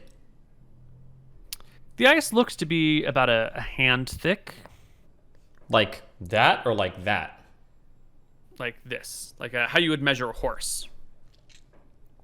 Okay. Anton sectioned a piece of rope around either a building or a tree. I sectioned a piece of rope around either a building or a tree. I look to Anton and I say, do you think we could jump across to the other side of the iceberg using our climbing gear? We can nail into the ground and then tie the ropes there and then have everybody kind of pull so that the ice collectively kind of like comes up and the crack is sealed, or it's at least pulled on and then everybody can kind of like run off without worrying about it tipping because it'll be on land. Does that make sense? I think that I can actually handle this without any risk like that, because I can use my cloak to cast Reduce maybe on the sled, and then carry it across. Maybe, or are you gonna? Will that work? It might permanently reduce it though, or some crazy shit. So. Do you think you can bring everything across like that? I don't know. That kind of would work. I mean, if I might have to ferry like the items individually and then just go back for the sled on its own, reduce that, and then carry that across. Okay. Seems like it would work. Yeah, but I think given enough time, I should be able to ferry everything over.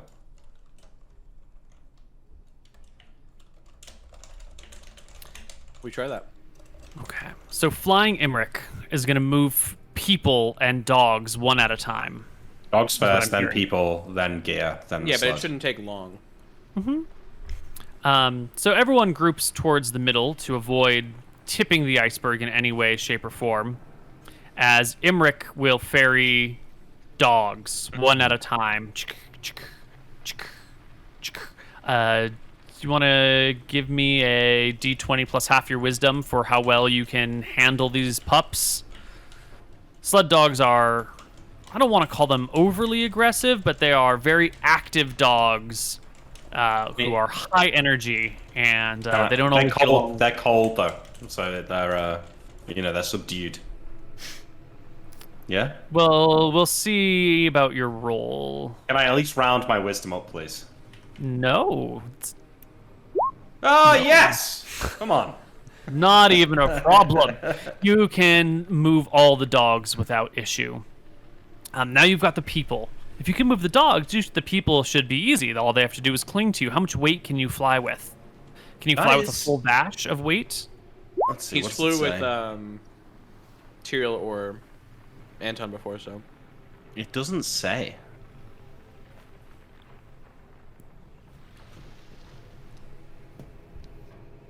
But if I have to disrobe Vash to do it, I will. You know, if he has to take his armor and his gear off, then so be it. Like, I can take his backpack, then I can take his breastplate or whatever. You really jumped from other options to stripping him down naked. Is there something going on between you and Vash that you haven't mentioned to us? Well, I was a bit of a fan, but then... he's been acting a bit weird recently. Right. He's kind of obsessed with Tyrael.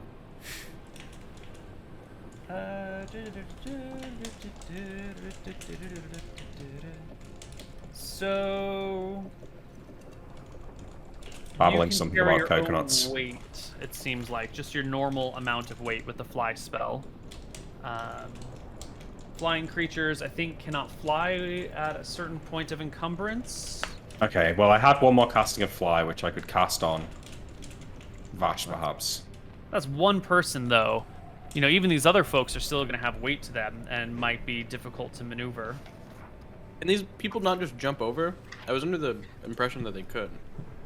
The issue is that when you get close to the edge, since it's such a big berg, that the weight of the person will tip the iceberg and they might slide in and fall.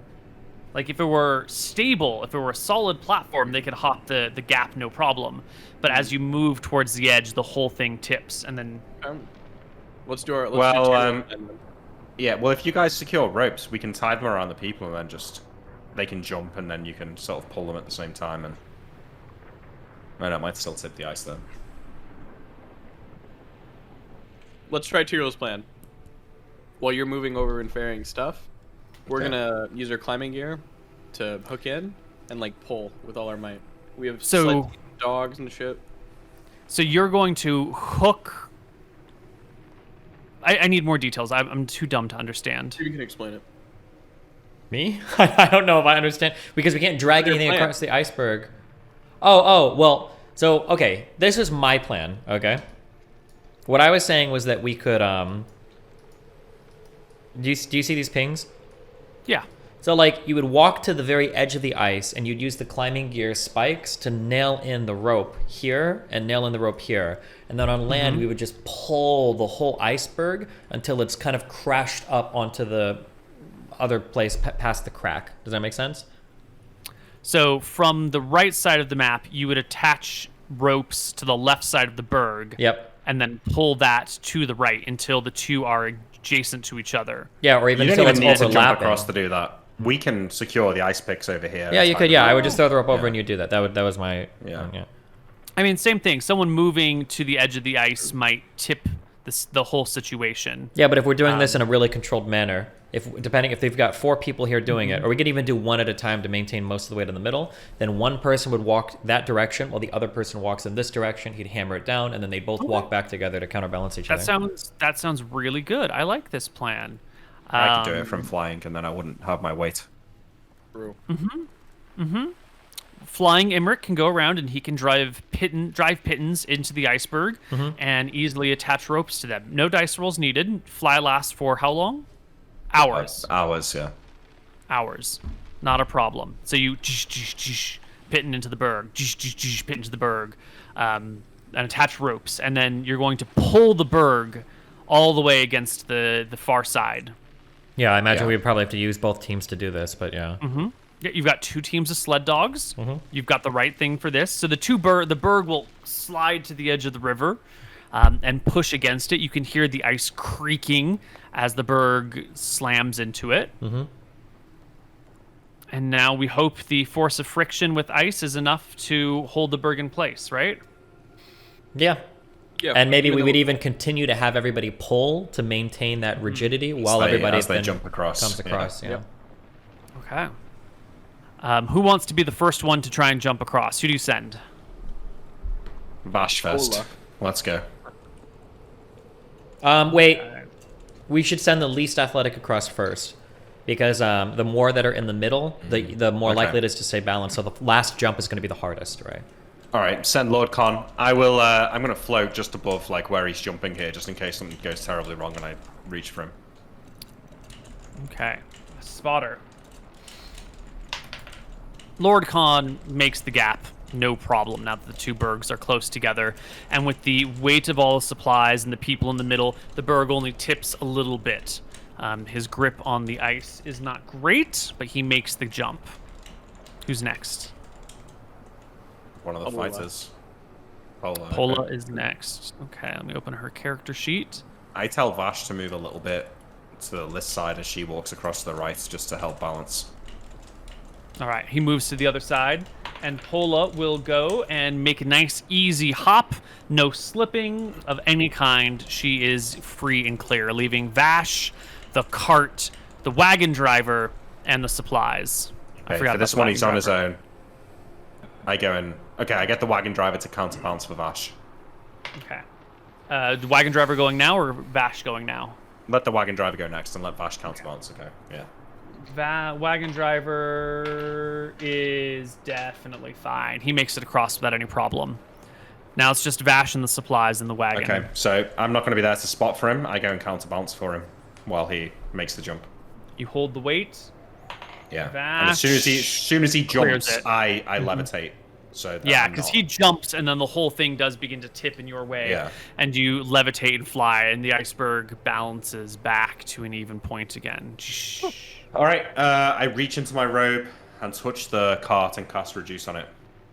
The cart will reduce in size, overflowing with contents and goods, which spill out all over it. Wait, I already. Sorry, maybe that wasn't clear. I already moved all the shit across.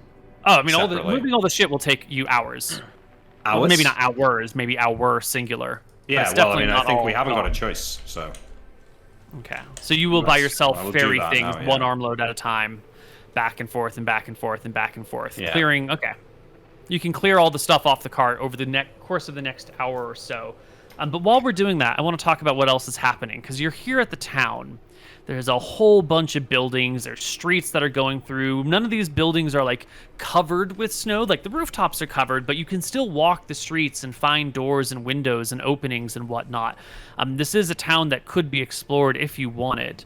What's going on with the people and the dogs and everything else while Imric is ferrying goods? Are you exploring the town? Are you leaving it as far away as possible? We're Are waiting. you All of us seeking are here shelter? holding down, waiting for Emmerich to get everything across. We're not going to split up. Okay. All right, Emric, you've moved all the supplies. The sun is beginning to set at this point, though, after all this nonsense going down. Yeah. What do you do with the cart? Reduce it, and then I'm going to try and carry it Spell or scroll? from the robes. Ah, from the robes. Not a problem. The cart reduces in size by, what is it? 93%, I think. Okay. And then you should be able to pick it up 92%. and Yeah. drag it behind you. Yep, and then I will re-put on my my armor and stuff like that. And get the other guys to help me put everything back on the cart and fix everything up or whatever. Well, that worked. That was much more quickly defeated than I had hoped. Well, what are you gonna Really do? looking forward to this encounter. That's magic for you. You should have just said that my fly spell failed. I should have, but I gotta be loyal to the dice rolls, man. It's Yeah. unfortunate. Okay, well, I think that we should explore the town. I think maybe to give Neil a bit of fun, we should split into 3 groups, like our groups of 4, and go and search the town. No, I think that seems fucking stupid. Yeah, we would. After Dave disappeared, we're not splitting. Absolutely Seems not. really dumb. Oh, we'd still be in groups of 4, though. I mean, Absolutely it's gonna- not. Absolutely Alright, fine. not. There's We just search no every house way. in the town I'll with roll 12 full people. attack damage for even suggesting that in front of me. My Moonblade and Harbinger comes out both attacks. I mean, I'm dead Well. if you do that. Just do it. Just see what you'd roll. I think you could kill me in 1 round. Just roll it. Do you think so? Yeah. That's a hit, and that's a hit. Okay, they're not crits, so 2 hits. How much damage to do? Only 21. Oh, I'm fine. You're Yeah, fine, dude. Cool. Yeah. Except it would be a back attack. I'd kill you in your sleep. Yeah. So, the sun begins to go down as Imric is ferrying over the last of the supplies, leaving you here in this town. Is nighttime the time to search, or is nighttime the time to rest? No, I think. Yeah. Spend that evening looking for a large enough building for all of us, and then we'll just make camp there. Yeah. There's a couple of buildings you come across. The first few look like houses. The second one looks like a warehouse. The third looks like a nice big tavern with rooms for plenty of people. There's like 12 bedrooms in here. The bedding and the beds themselves are broken and in disarray and long rotted away. Wait, But I want to there's do the room. warehouse. The warehouse. Why? Yeah, because we're all in one big room. We can all see each other. I don't like people being in their own rooms. It gets weird. Yeah. Okay. Are there any strong preferences amongst the people? Well, Pola would like a room to herself for once in a while, but she's I not bet that she would. strong about it. We don't like to Montem? share with her, so we are both. Jesus Christ. I'm sorry, that's inappropriate. Yeah. Don't roll your eyes at me, Neil. I take it back. Okay. Montem, as I was trying to say, it would also really like his own room. Can't get what you want always, you know. Yeah. for the good of the party. Yep. They will follow your lead. Mhm. If you say one way, they will go with that. Okay, yeah, probably the warehouse then. Okay. You all pile in the warehouse. Set up, bring in the dogs, board up any windows that need to be boarded up, use some of the cloth from your tents, not destroying the tents, but pinning the whole tent up against any areas that could be leaking cool air. Set up some fires, make sure there's room for the smoke to leave the area so you don't choke to death. Bring out some good food and begin to settle in for the evening. Do you leave guards for watch outside? Yeah, always rotating guard normal shifts. watches, Yeah. Yeah. Buddied up guards, of course, but yeah. Yeah, of course. It's on this first watch, as everyone in the building settles in, that the doors open.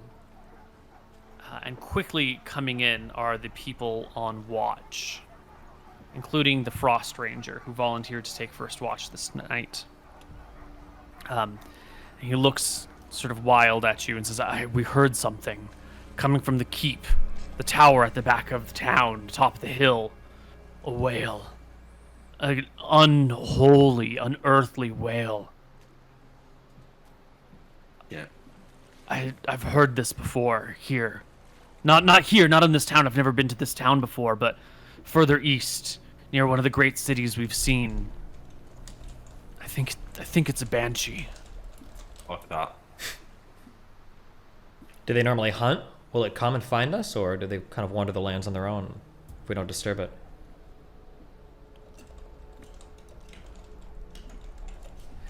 They have avoided powerful creatures. They avoid dragons, for example. But they do tend to come after men, people. They have what do you call them? Haunted spirits doomed to live out their life in hellish conditions. They despise or hate. If hate is a feeling they can feel the living and seek to destroy life. Not eat it, not consume it, just destroy it where they can find it. If she knows we're here, she may come for us. Will probably come for us. I consult my my monstrous manual. Did you bring it on this trip?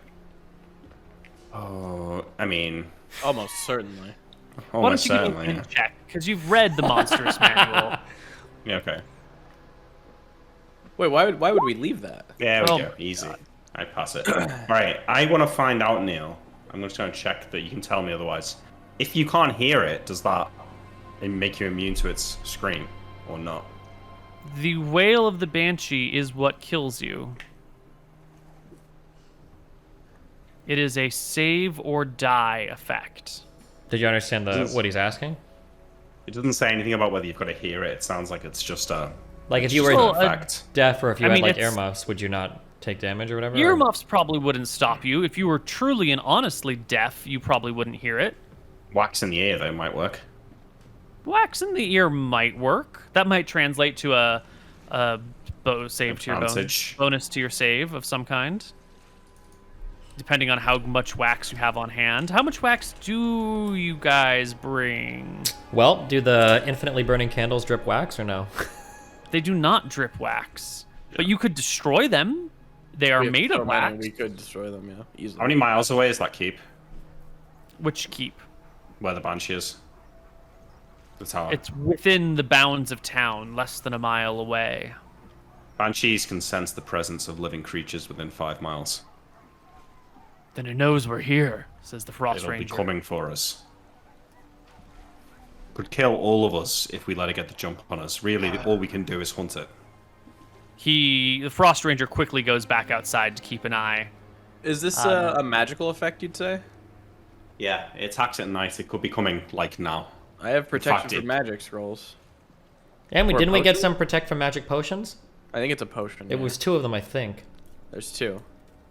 One of you could drink the potion and go and kill it, I think. How long do they last, do you think? Potions usually last 1 hour usually. an hour, yeah. more or but less. but it could be varies. Also, how do we know if the potion has taken effect? True. Well, I can test Anton's it. gonna pull out one of the candles, and he's gonna Do we really not have any real candles with us? It's all magical.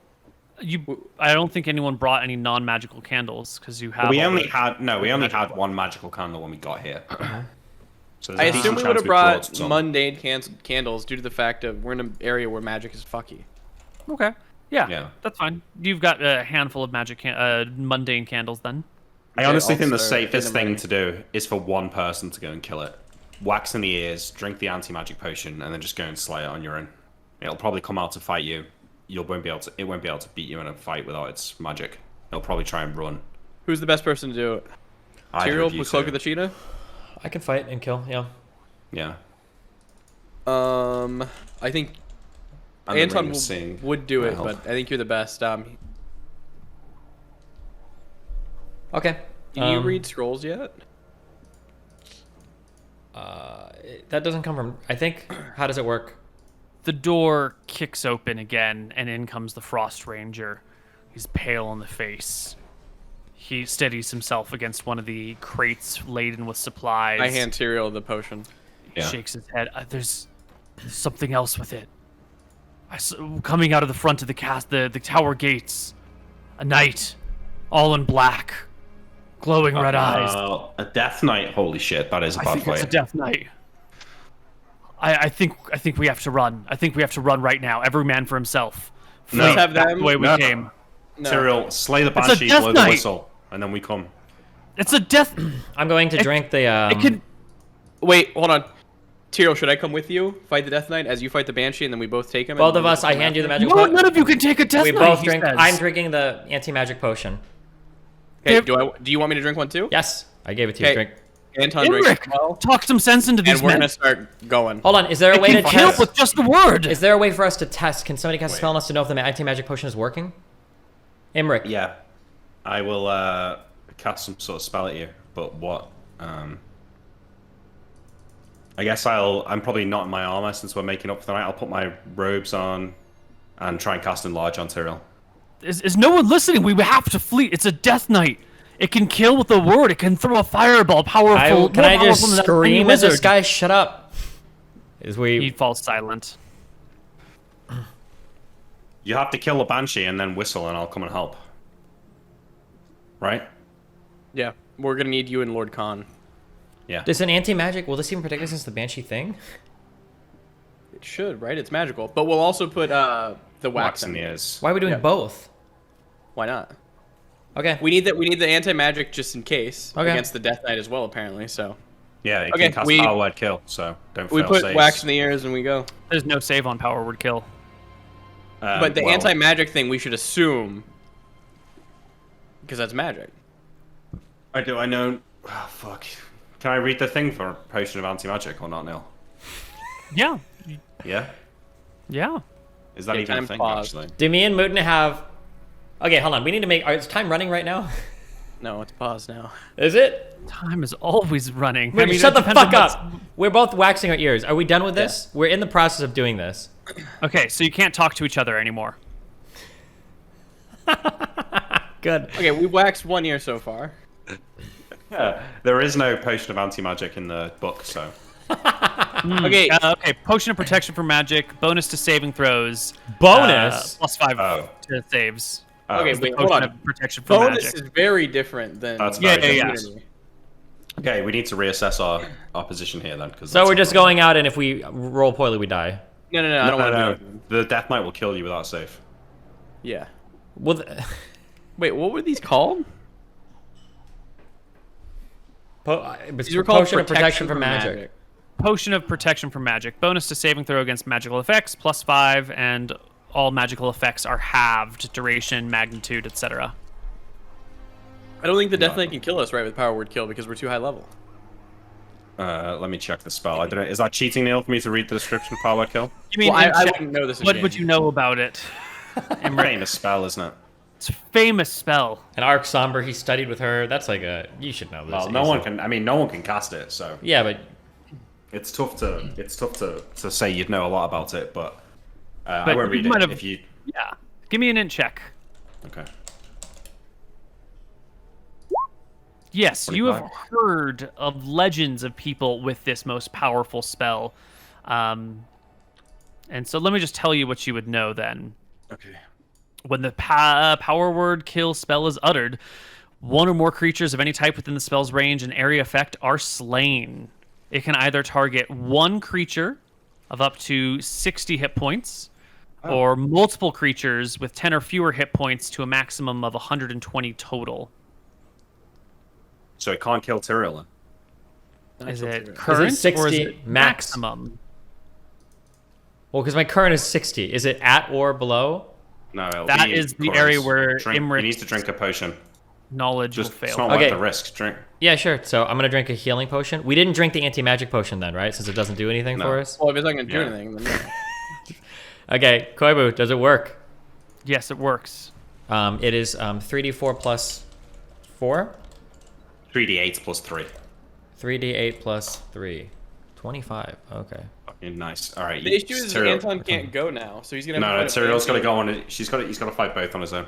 Well, I don't even. Okay. Here, take the gold dragon. I don't think this is a good idea then. I mean, what's the alternative? We actually can't run, so it's Can we within really 5 miles not? of its lair. Well, if it's coming out now, can we really mobilize in time? I mean, it's probably almost here. Do I need my ring of free action, or can I use 2 rings of protection? I'm looking at Imric for what you know about this monster, because you have encyclopedic knowledge of. Okay, ring of free action remains on. Yeah, I think that's better. As we're preparing, I'll tell everybody to get as far away from the door as possible. Maybe there's like a rear entrance so that if these things come bursting through the front, they can all run out the back or something, if that's possible. And I would like to keep one person, ideally the Frost Ranger, just peeking his head out the front so that we don't Hear get me out. surprised. Okay, Koibu, did you hear Frost that? Ranger, yeah, I hear you. Okay, The Frost Ranger, fireball. He can throw a fireball greater than that of any wizard alive. If we're in this room, he'll kill us all.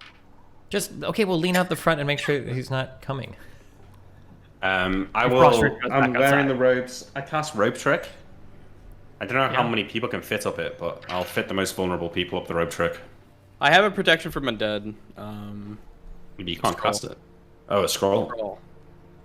Let's see. Rope trick can hold 8 people. Okay. The carriage drivers, Lord Khan.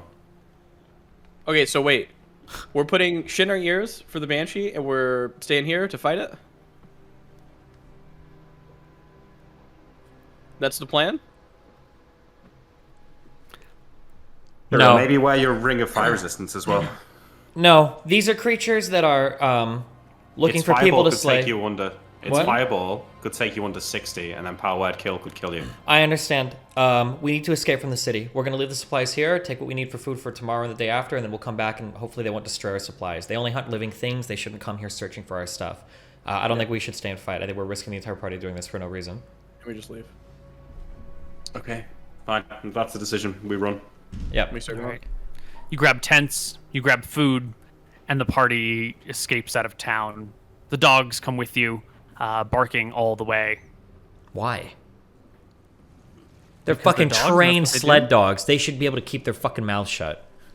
No, sled It's not dogs gonna bark matter all anyway. the The fucking thing can time. sense us. It's not. It doesn't matter. Fine. Okay. We need to get 5 miles away. Okay. I mean, we can head out of the city. We should be able to move much faster than we did prior because we're not waiting on sleds or anything right now. So. You will go as slow as your slowest party member, which is Jack. He moves at half movement speed because he's a dwarf. He moves at slower movement speed than either the Death Knight or the Banshee will. He is single-handedly endangering the whole party if you keep pace with him. Which with who? Jack, the dwarf. dwarf. And his problem. Are there boots, magical boots we can Move at carry? great speed. 6. Can either of I us just- do we have like magical sandals that increase speed or something? Yeah, Luke? okay. I think- give him my sandals then. I swap shoes with him. All right. You pause in the snow to kick off his shoes. They won't fit you. You'll have to walk barefoot through the snow. Wait, how much does he weigh? Jack? Yeah.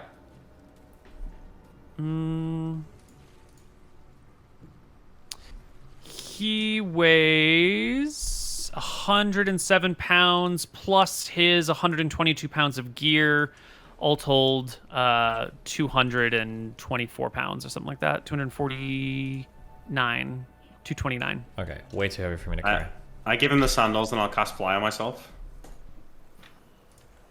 I did have 2 casts. It fails. Shit. You're gonna have to Okay, trudge through barefoot. Jack's gonna have to carry me. Let's go.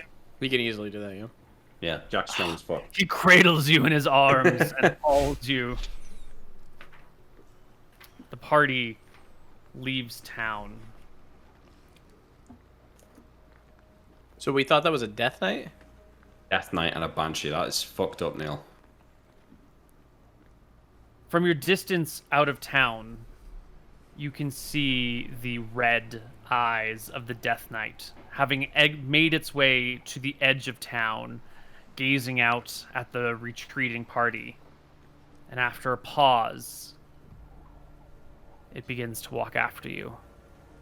Oh, shit. Do we see these eyes from 5 miles away, or do we just see him kind of like trying to keep it's pace not with us? 5 miles away because you can't get 5 miles away before the Death Knight gets to the edge of town.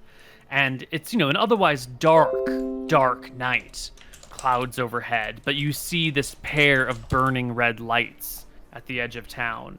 You're maybe 3/4 of a mile, at best, maybe closer to half a mile from town when you see the Death Knight there. And it walks towards you. Is he walking alone, or is the Banshee with him? You don't see a Banshee, but they're sort of transparent, and they're far away. Mm-hmm. You can only see the Death Knight because of the they're- burning red eyes. As we're continuing to walk, we can comfortably keep pace, right?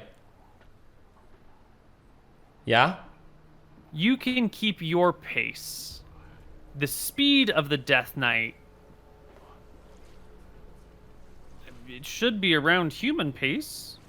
But, Okay, but I'm just saying he's one not like... person is usually can usually catch up to a group of 12. The group of 12 will always go with someone will lag behind. A group is always slower than an individual.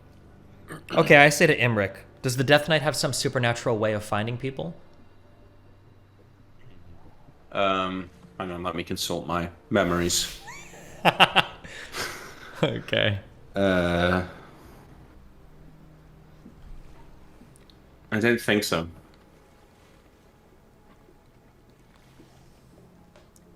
So only the Banshee can. Yeah. Okay. Fucking hell, this is some monster, this. Now I'm sure that you've heard stories of clever people trying to trick and kill banshees in the past. So here's a question. Were one person standing to the left very close to a banshee and 12 people were standing to the right a little bit farther from the banshee, would the banshee go towards the group of 12 people or go after the individual that's closer? Is banshee drawn No towards like idea. a greater amount of life force? Well, rack your brain. Maybe, perhaps, Emmerich, on a nat 20, you've heard a story of some group, some dastardly rascals. Maybe even on a 19, you would have heard a story like this in the past that would tell you if banshees be attracted towards greater amounts of life force or not.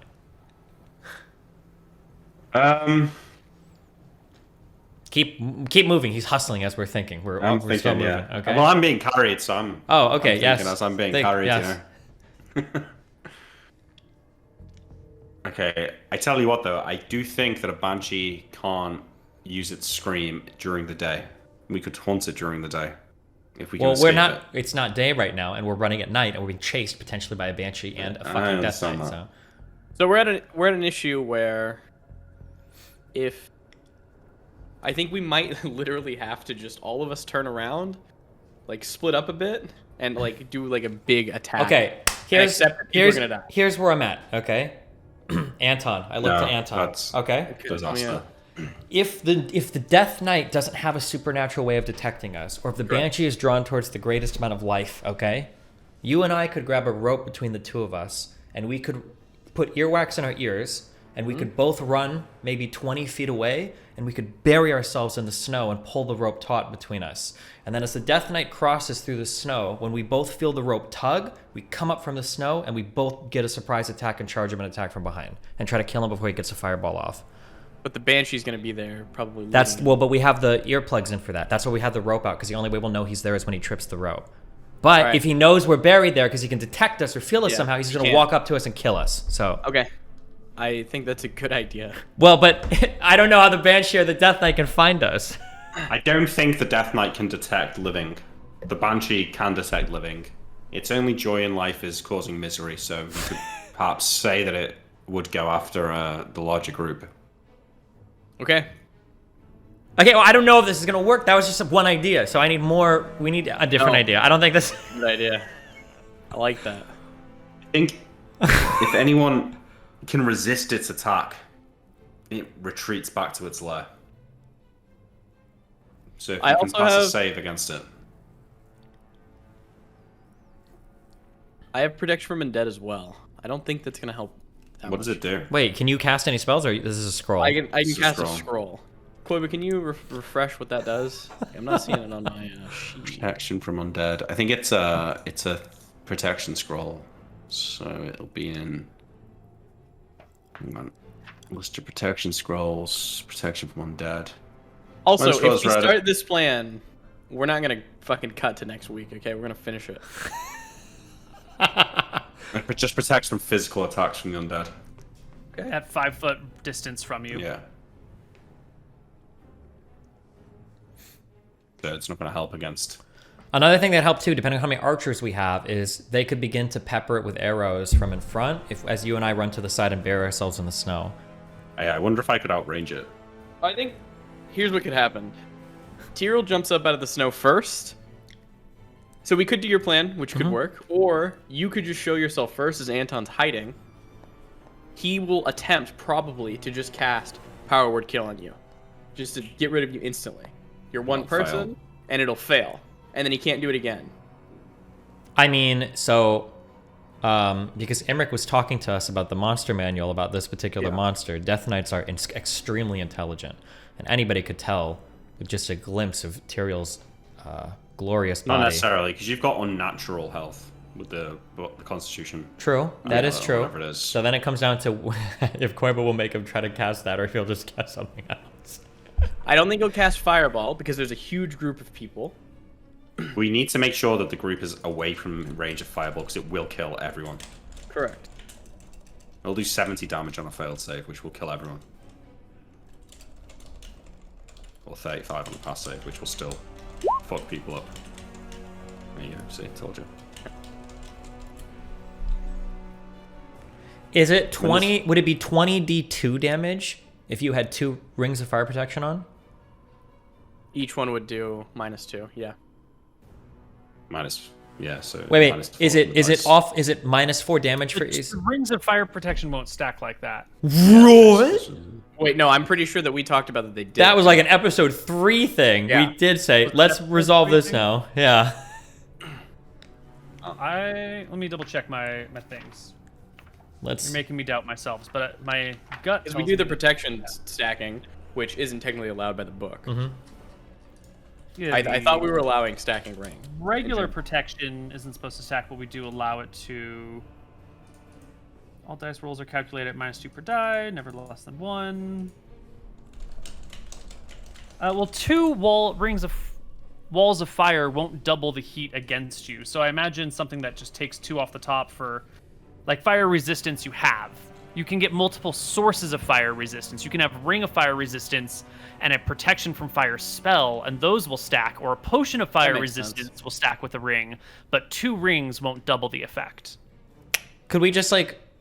No. If we shoot arrows, we're not gonna be able to shoot and move. I'm assuming, right? I can do that. You can do You that. can shoot and move at half rate and half movement. But if he's I can do a full move and make an attack, or a half move and make all my attacks.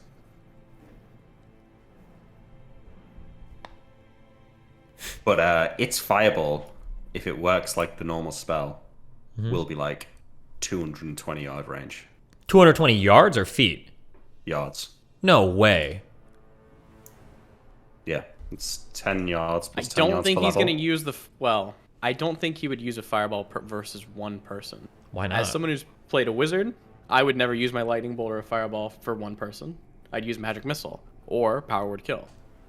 And I think Nick would say the same. Yeah, but it's not. It's just a waste and stupid to use it versus one. Yeah, if it knows it's a big group, it might not. But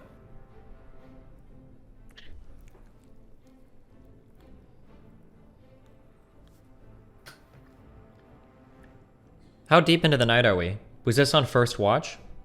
This was first watch. We could keep walking till day. And then regroup and come up with a plan. If we walk for 30 to 40 minutes more where we're all hustling, is it still continuing to follow us? But we said this is the issue that we ran into is that one person moves faster than a group of 12. Sure, but Yeah. under ordinary circumstance, that's definitely true, but we're not just like trudging through the snow. I think we're all like hurrying at like our normal move speeds, right? And we don't have like a cart or anything like that. Uh-huh. You are moving away from it. You want to pause and try and take a moment or minute to like gauge whether it's gaining on you or falling away from you? Sure. How much time do you want to invest into determining if it's catching up to you? The whole group can keep going, and because Tyrael and I are really quick, and maybe Well, I'm Emmerich- looking over Jack's shoulder, so I Yeah. can make a judgment. I don't have to walk. Tyrael and I will take. Yeah, but to get a good idea, Me and you have me to, and like, Anton pause will and stop. take We can move very measurements. fast, so. Yeah, we'll stop Okay. for. Yeah. One of you minutes. guys give me a perception check. Can I take out my spyglass to check for a bonus or? Yeah, absolutely. Okay, I got an 11. Okay.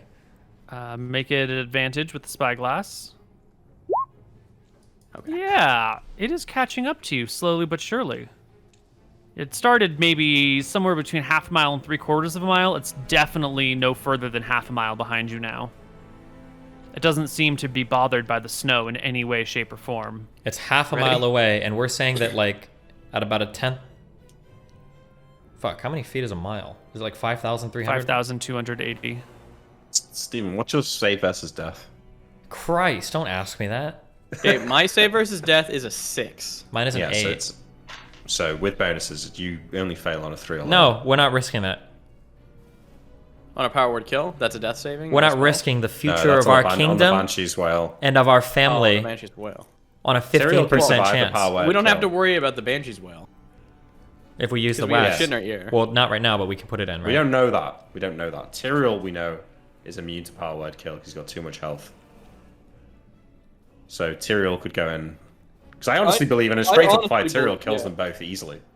I think that the literal solution here is Tyrael baits a power word kill, and then Anton comes up and like attacks too. Yeah, but you'll need to survive the Banshee Whale as well. Which I have the shit in my ear, which should at least give a bonus. Well, no, I think that Tyrael should bait both the power word kill and the Banshee Whale. And then maybe you go. But don't How forget. can Banshees not just wail The- over and over again, or? I don't think Once so. per night. Yeah, and if you pass, it'll flee. Okay. Is there a You need to wear your No, we're not fighting. Okay. Oh. I'm sorry. I'm a pussy. Catching bitch. us. I care about our family. Okay. Wait, I think I have another thing that could help you. What? Cloak of Plenty gives +4 saves versus elements. No. So He's already maxed out on bonuses. I'm not so gonna it's risk always a dying. fail on a 3. I'm not dying. Yeah. I'm not. None of us are dying here. Okay. Here's what we're gonna do. Okay. The rest of you guys are moving off in one direction. Is there a landmark or something that we can meet at later on? It's nighttime. You can't see anything. Except for the red eyes following us. Yeah. We're gonna send the party off exactly straight in that direction. We have more than one compass, I imagine, right? Mm-hmm. Yeah. Okay. We're gonna send them off in that direction, telling them that we're gonna meet back up in the city, at the gates of the city at morning. Okay? Me and Anton are gonna wait a little bit, and we're gonna go off in a different direction to bring the dark night towards us. And then once we feel like after maybe 30 minutes, you guys have cleared enough distance, we're gonna speed up and outrun them because we can do it on our own, but we need to pull him off That's of you smart. guys. Okay. Yeah. Might work. Okay. But if he has a range of 220 yards on a fireball, that's about 700 feet or 660 feet or whatever. So we have to make sure that we maintain that distance, right? What if he follows us? He won't because we'll be closer. Why would I go towards you if we're closer? We're going to if stop. he does, then we have to We'll go. figure something else out. Yeah. Okay, that's what we're doing. Giddy up.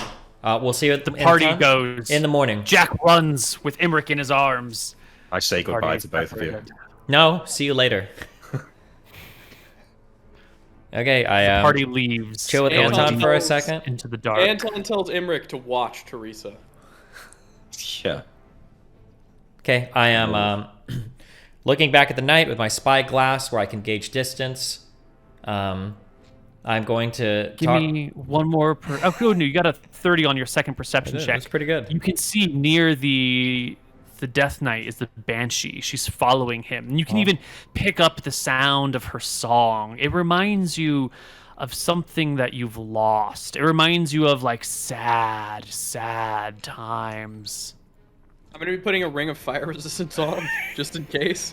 Yeah, good idea. And I'll be taking a Keep the free action as well. ring of protection off. Yeah. Okay. Free action and protection. Free action and fire resistance are what you wear. Yes. You should do the same, Tyrell. I guess. Ring of Protection +2 is going to give me +2 to my save, though. That might be worth more than the...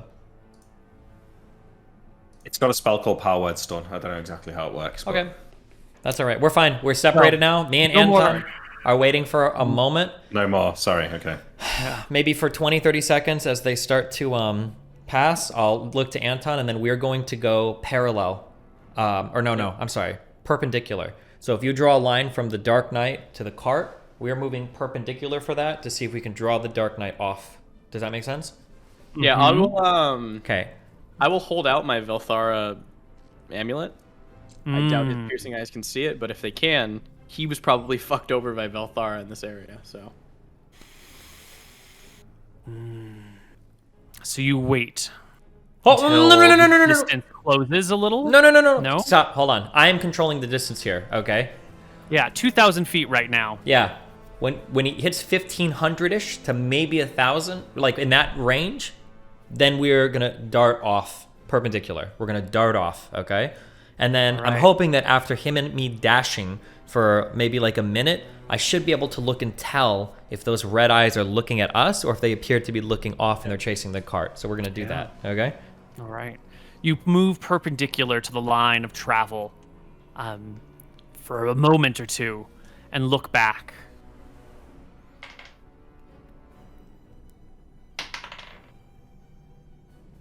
The Death Knight has turned and is coming after the two of you. The Banshee is with him, and they stalk after you through the snow and the dark and the cold. Okay, I nod to Anton. I just hold with my spyglass.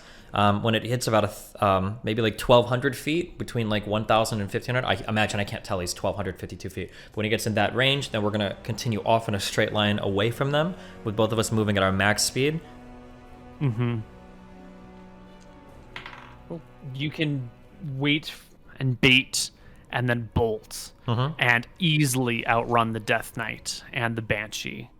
You put space between you, and they follow, but the space grows and grows until eventually, when you look back one time, you do not see the burning eyes of the Death Knight. Can we make out anywhere where they would have been in the snow? It is dark.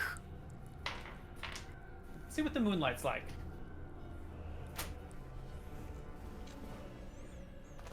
I mean, to tell you what we'll do just in case they die.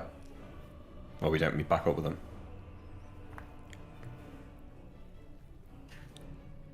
Yeah, what would you do, Nick?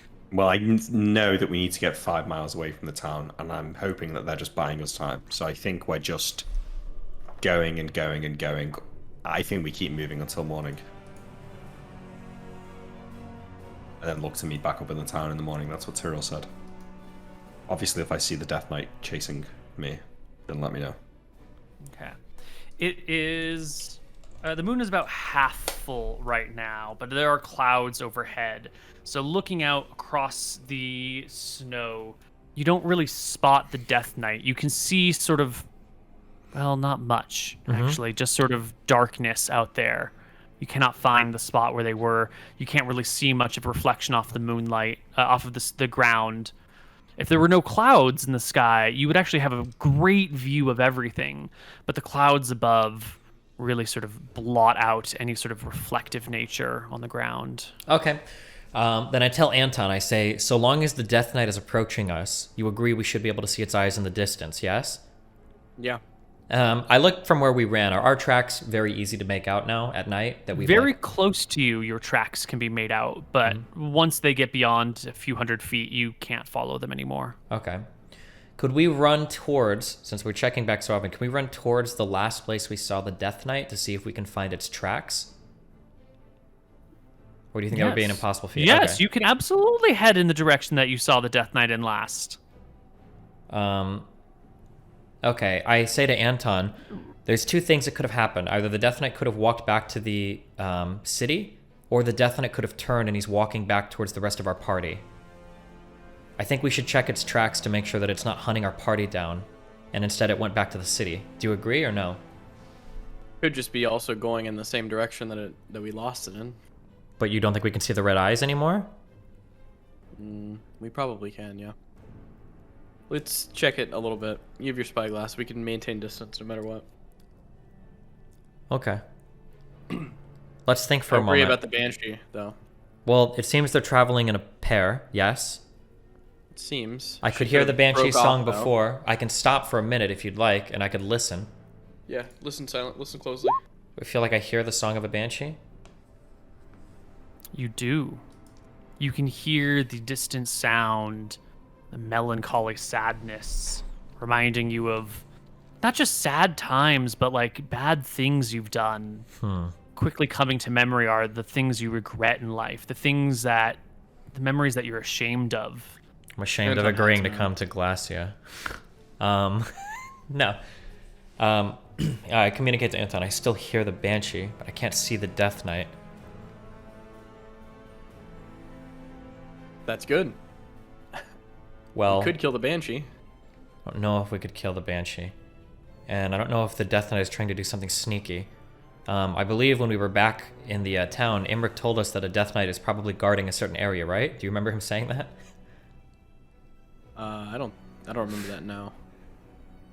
Whatever is in this town, if that's true, it seems like we can bait him out like this again and then send a few people in to extract whatever it is, or do you think there might be more as well? I have no I guess idea. we don't need to think about that right now, yeah. If we stand for a minute, can I hear the Banshee's song getting closer or farther away? It'll take more than a minute to judge whether it's getting closer or farther. Would you like to... I mean, clearly it's not going to teleport halfway to you. Yeah. Just listen. It is receding. Can I tell the direction? Is it receding towards the city, or is it receding off towards where the rest of the party went? The party went to your left. The town is to your right.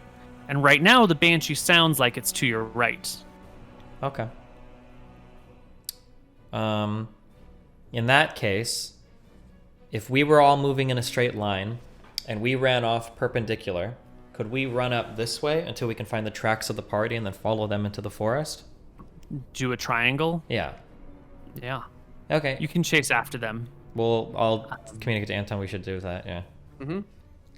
Yeah, you'll have to... You can move in bursts and then go slowly. You don't want to miss their tracks anywhere. Yeah, sure. And eventually, the party can reconvene far from the town after hiking through the snow for a few hours late at night. Everyone groups back up together, heads down. Well, good to see you guys again. Yeah, that was a spirited jog we took out there. Did you manage to draw it away? We didn't see it once we left you. Yeah, he chased us for a while and then wandered back into the city. Well, we need to pass through this mountain pass, and we have to deal with these things in daytime. We have to deal with it today. We can't survive. We shouldn't risk another night. We can figure it out. Do Banshees only attack at night? Yeah. I don't know about Death Knights, but Banshees do. Do Death Knights wield otherworldly weapons? Do you think there's any armor or weapon that we can pull off its corpse if we kill it? Yeah, it's, as far as I remember, the corpse of a paladin, an evil paladin or something like that, or a corrupted paladin, likely to have magical items. Okay.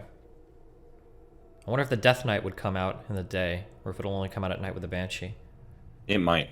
It probably uses the Banshees to track targets. Potentially. Okay. Well, then I guess I we're think just... this is where we end for the day. When we come back next week, the party can head back into town and decide what to do. Sounds It's good. like a plan. Good Gives me stuff. something to do on the stream for a week.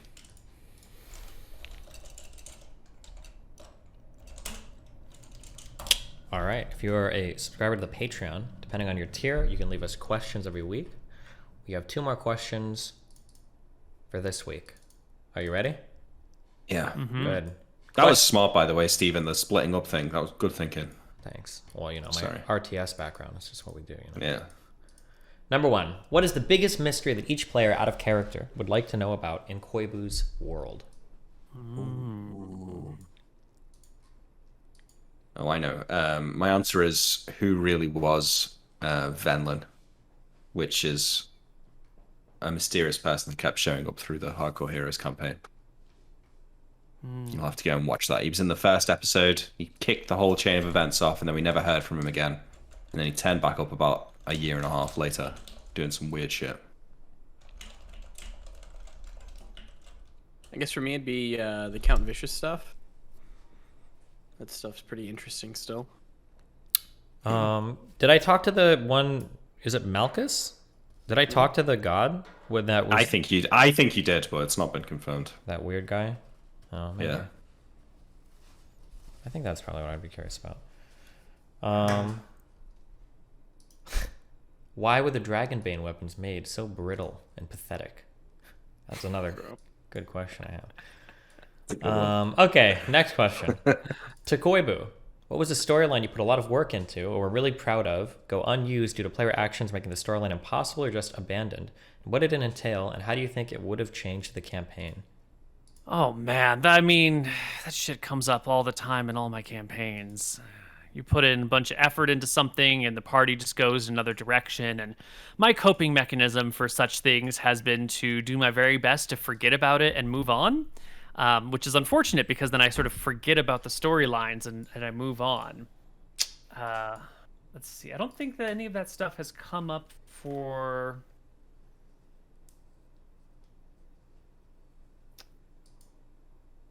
There was something in Tombs of Scoria.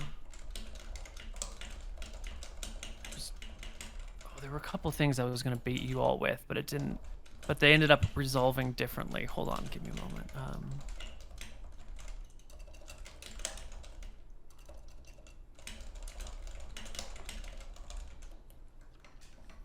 I thought of another mystery I'd like to know the answer to while Neil thinks about this. I would like to know if the dog that I kicked, if it would still be alive if I hadn't kicked it. I'd like to know the answer to that. Wait, was this the one we were way... Yeah, it was when we The been at blinded that inn. one? No, it was when we were staying with that woman at her inn. Yeah, way to the Tremors. east. Yeah. In Eridon, yeah, and it followed us out because Anton was trying to... I thought flirt Anton with it or tried to something. blind it or something, didn't he? No, that was a halfling, I think. No, I wanted to keep the dog. I thought Yeah, let's Anton keep cast it. blind or something and blinded some dog or That was on a something. horse. Oh, it was a horse. That was it. Okay. Mhm. Wait, what happened? Do you still have the ability to talk to animals? What happened to that? Yeah, I He do. got bored of it. No, I just can't really use it much. Yeah, it's almost There's like better it's not spells actually than that. It's not actually that useful. Gotcha. We should capture a rock though and tame it with that spell. Anton, agree. that'd be so good. We'd be fucking chilling if we had a rock right now. Yeah. We absolutely would be. Yeah. We One of the- actually should have just done that. Sorry, Neil. Go Okay. ahead. There were a couple of things in Solemn that I wanted to try and involve you in. There was a mithril mine there that there was some you went to the It was the giants, right? They wanted us to. There were the get there were the revenge. giants and the red dragon's lair where the dragon lay dead, and the giants wanted you to get revenge for the dragon, and then they would come work with you, the stone giants that help build your keep. And I had a couple of storylines built off of that about like going into the mithril mines and sacking them. And then there was also a nearby keep where there were soldiers, and there was sort of like a bit of a fortress where all the people would have been ready to fight you off. And it would have been sort of like the high level players show up in a new area and assault a fortress that they don't really have any business assaulting, but just to get vengeance for these other group of people. And I thought that would have been super fun. What was the rest of the question? Fortunately, Mutant got mad and we couldn't do it. If you I think that was it. Yeah. Yeah, I wanted them to assault a keep and fight off a whole bunch of clerics and mages and soldiers who were ready for them. And You reuse that though. inside of the mine got reused, but there's a whole like outside section. Yeah. Well, The dead dragon would have been cool. That's a shame. true. Okay, well. I think I'm gonna be traveling, but I should be fine. I'll just get my mobile set up. So yeah, we should be back here Thursday at the same time next week. Should be good. Great. Looking forward to it. All right. Look forward to it. Wait. If it's possible, does it work to do it on? No, that's good. Yeah, no, this works. Never mind. I was gonna say a day earlier, but no, that's fine. All right. Well, we'll catch you guys next week. See you guys later. See you later, chat. Bye. Bye-bye. And I'm probably streaming for a bit after this, so I won't disappear too quickly. All right. Angel.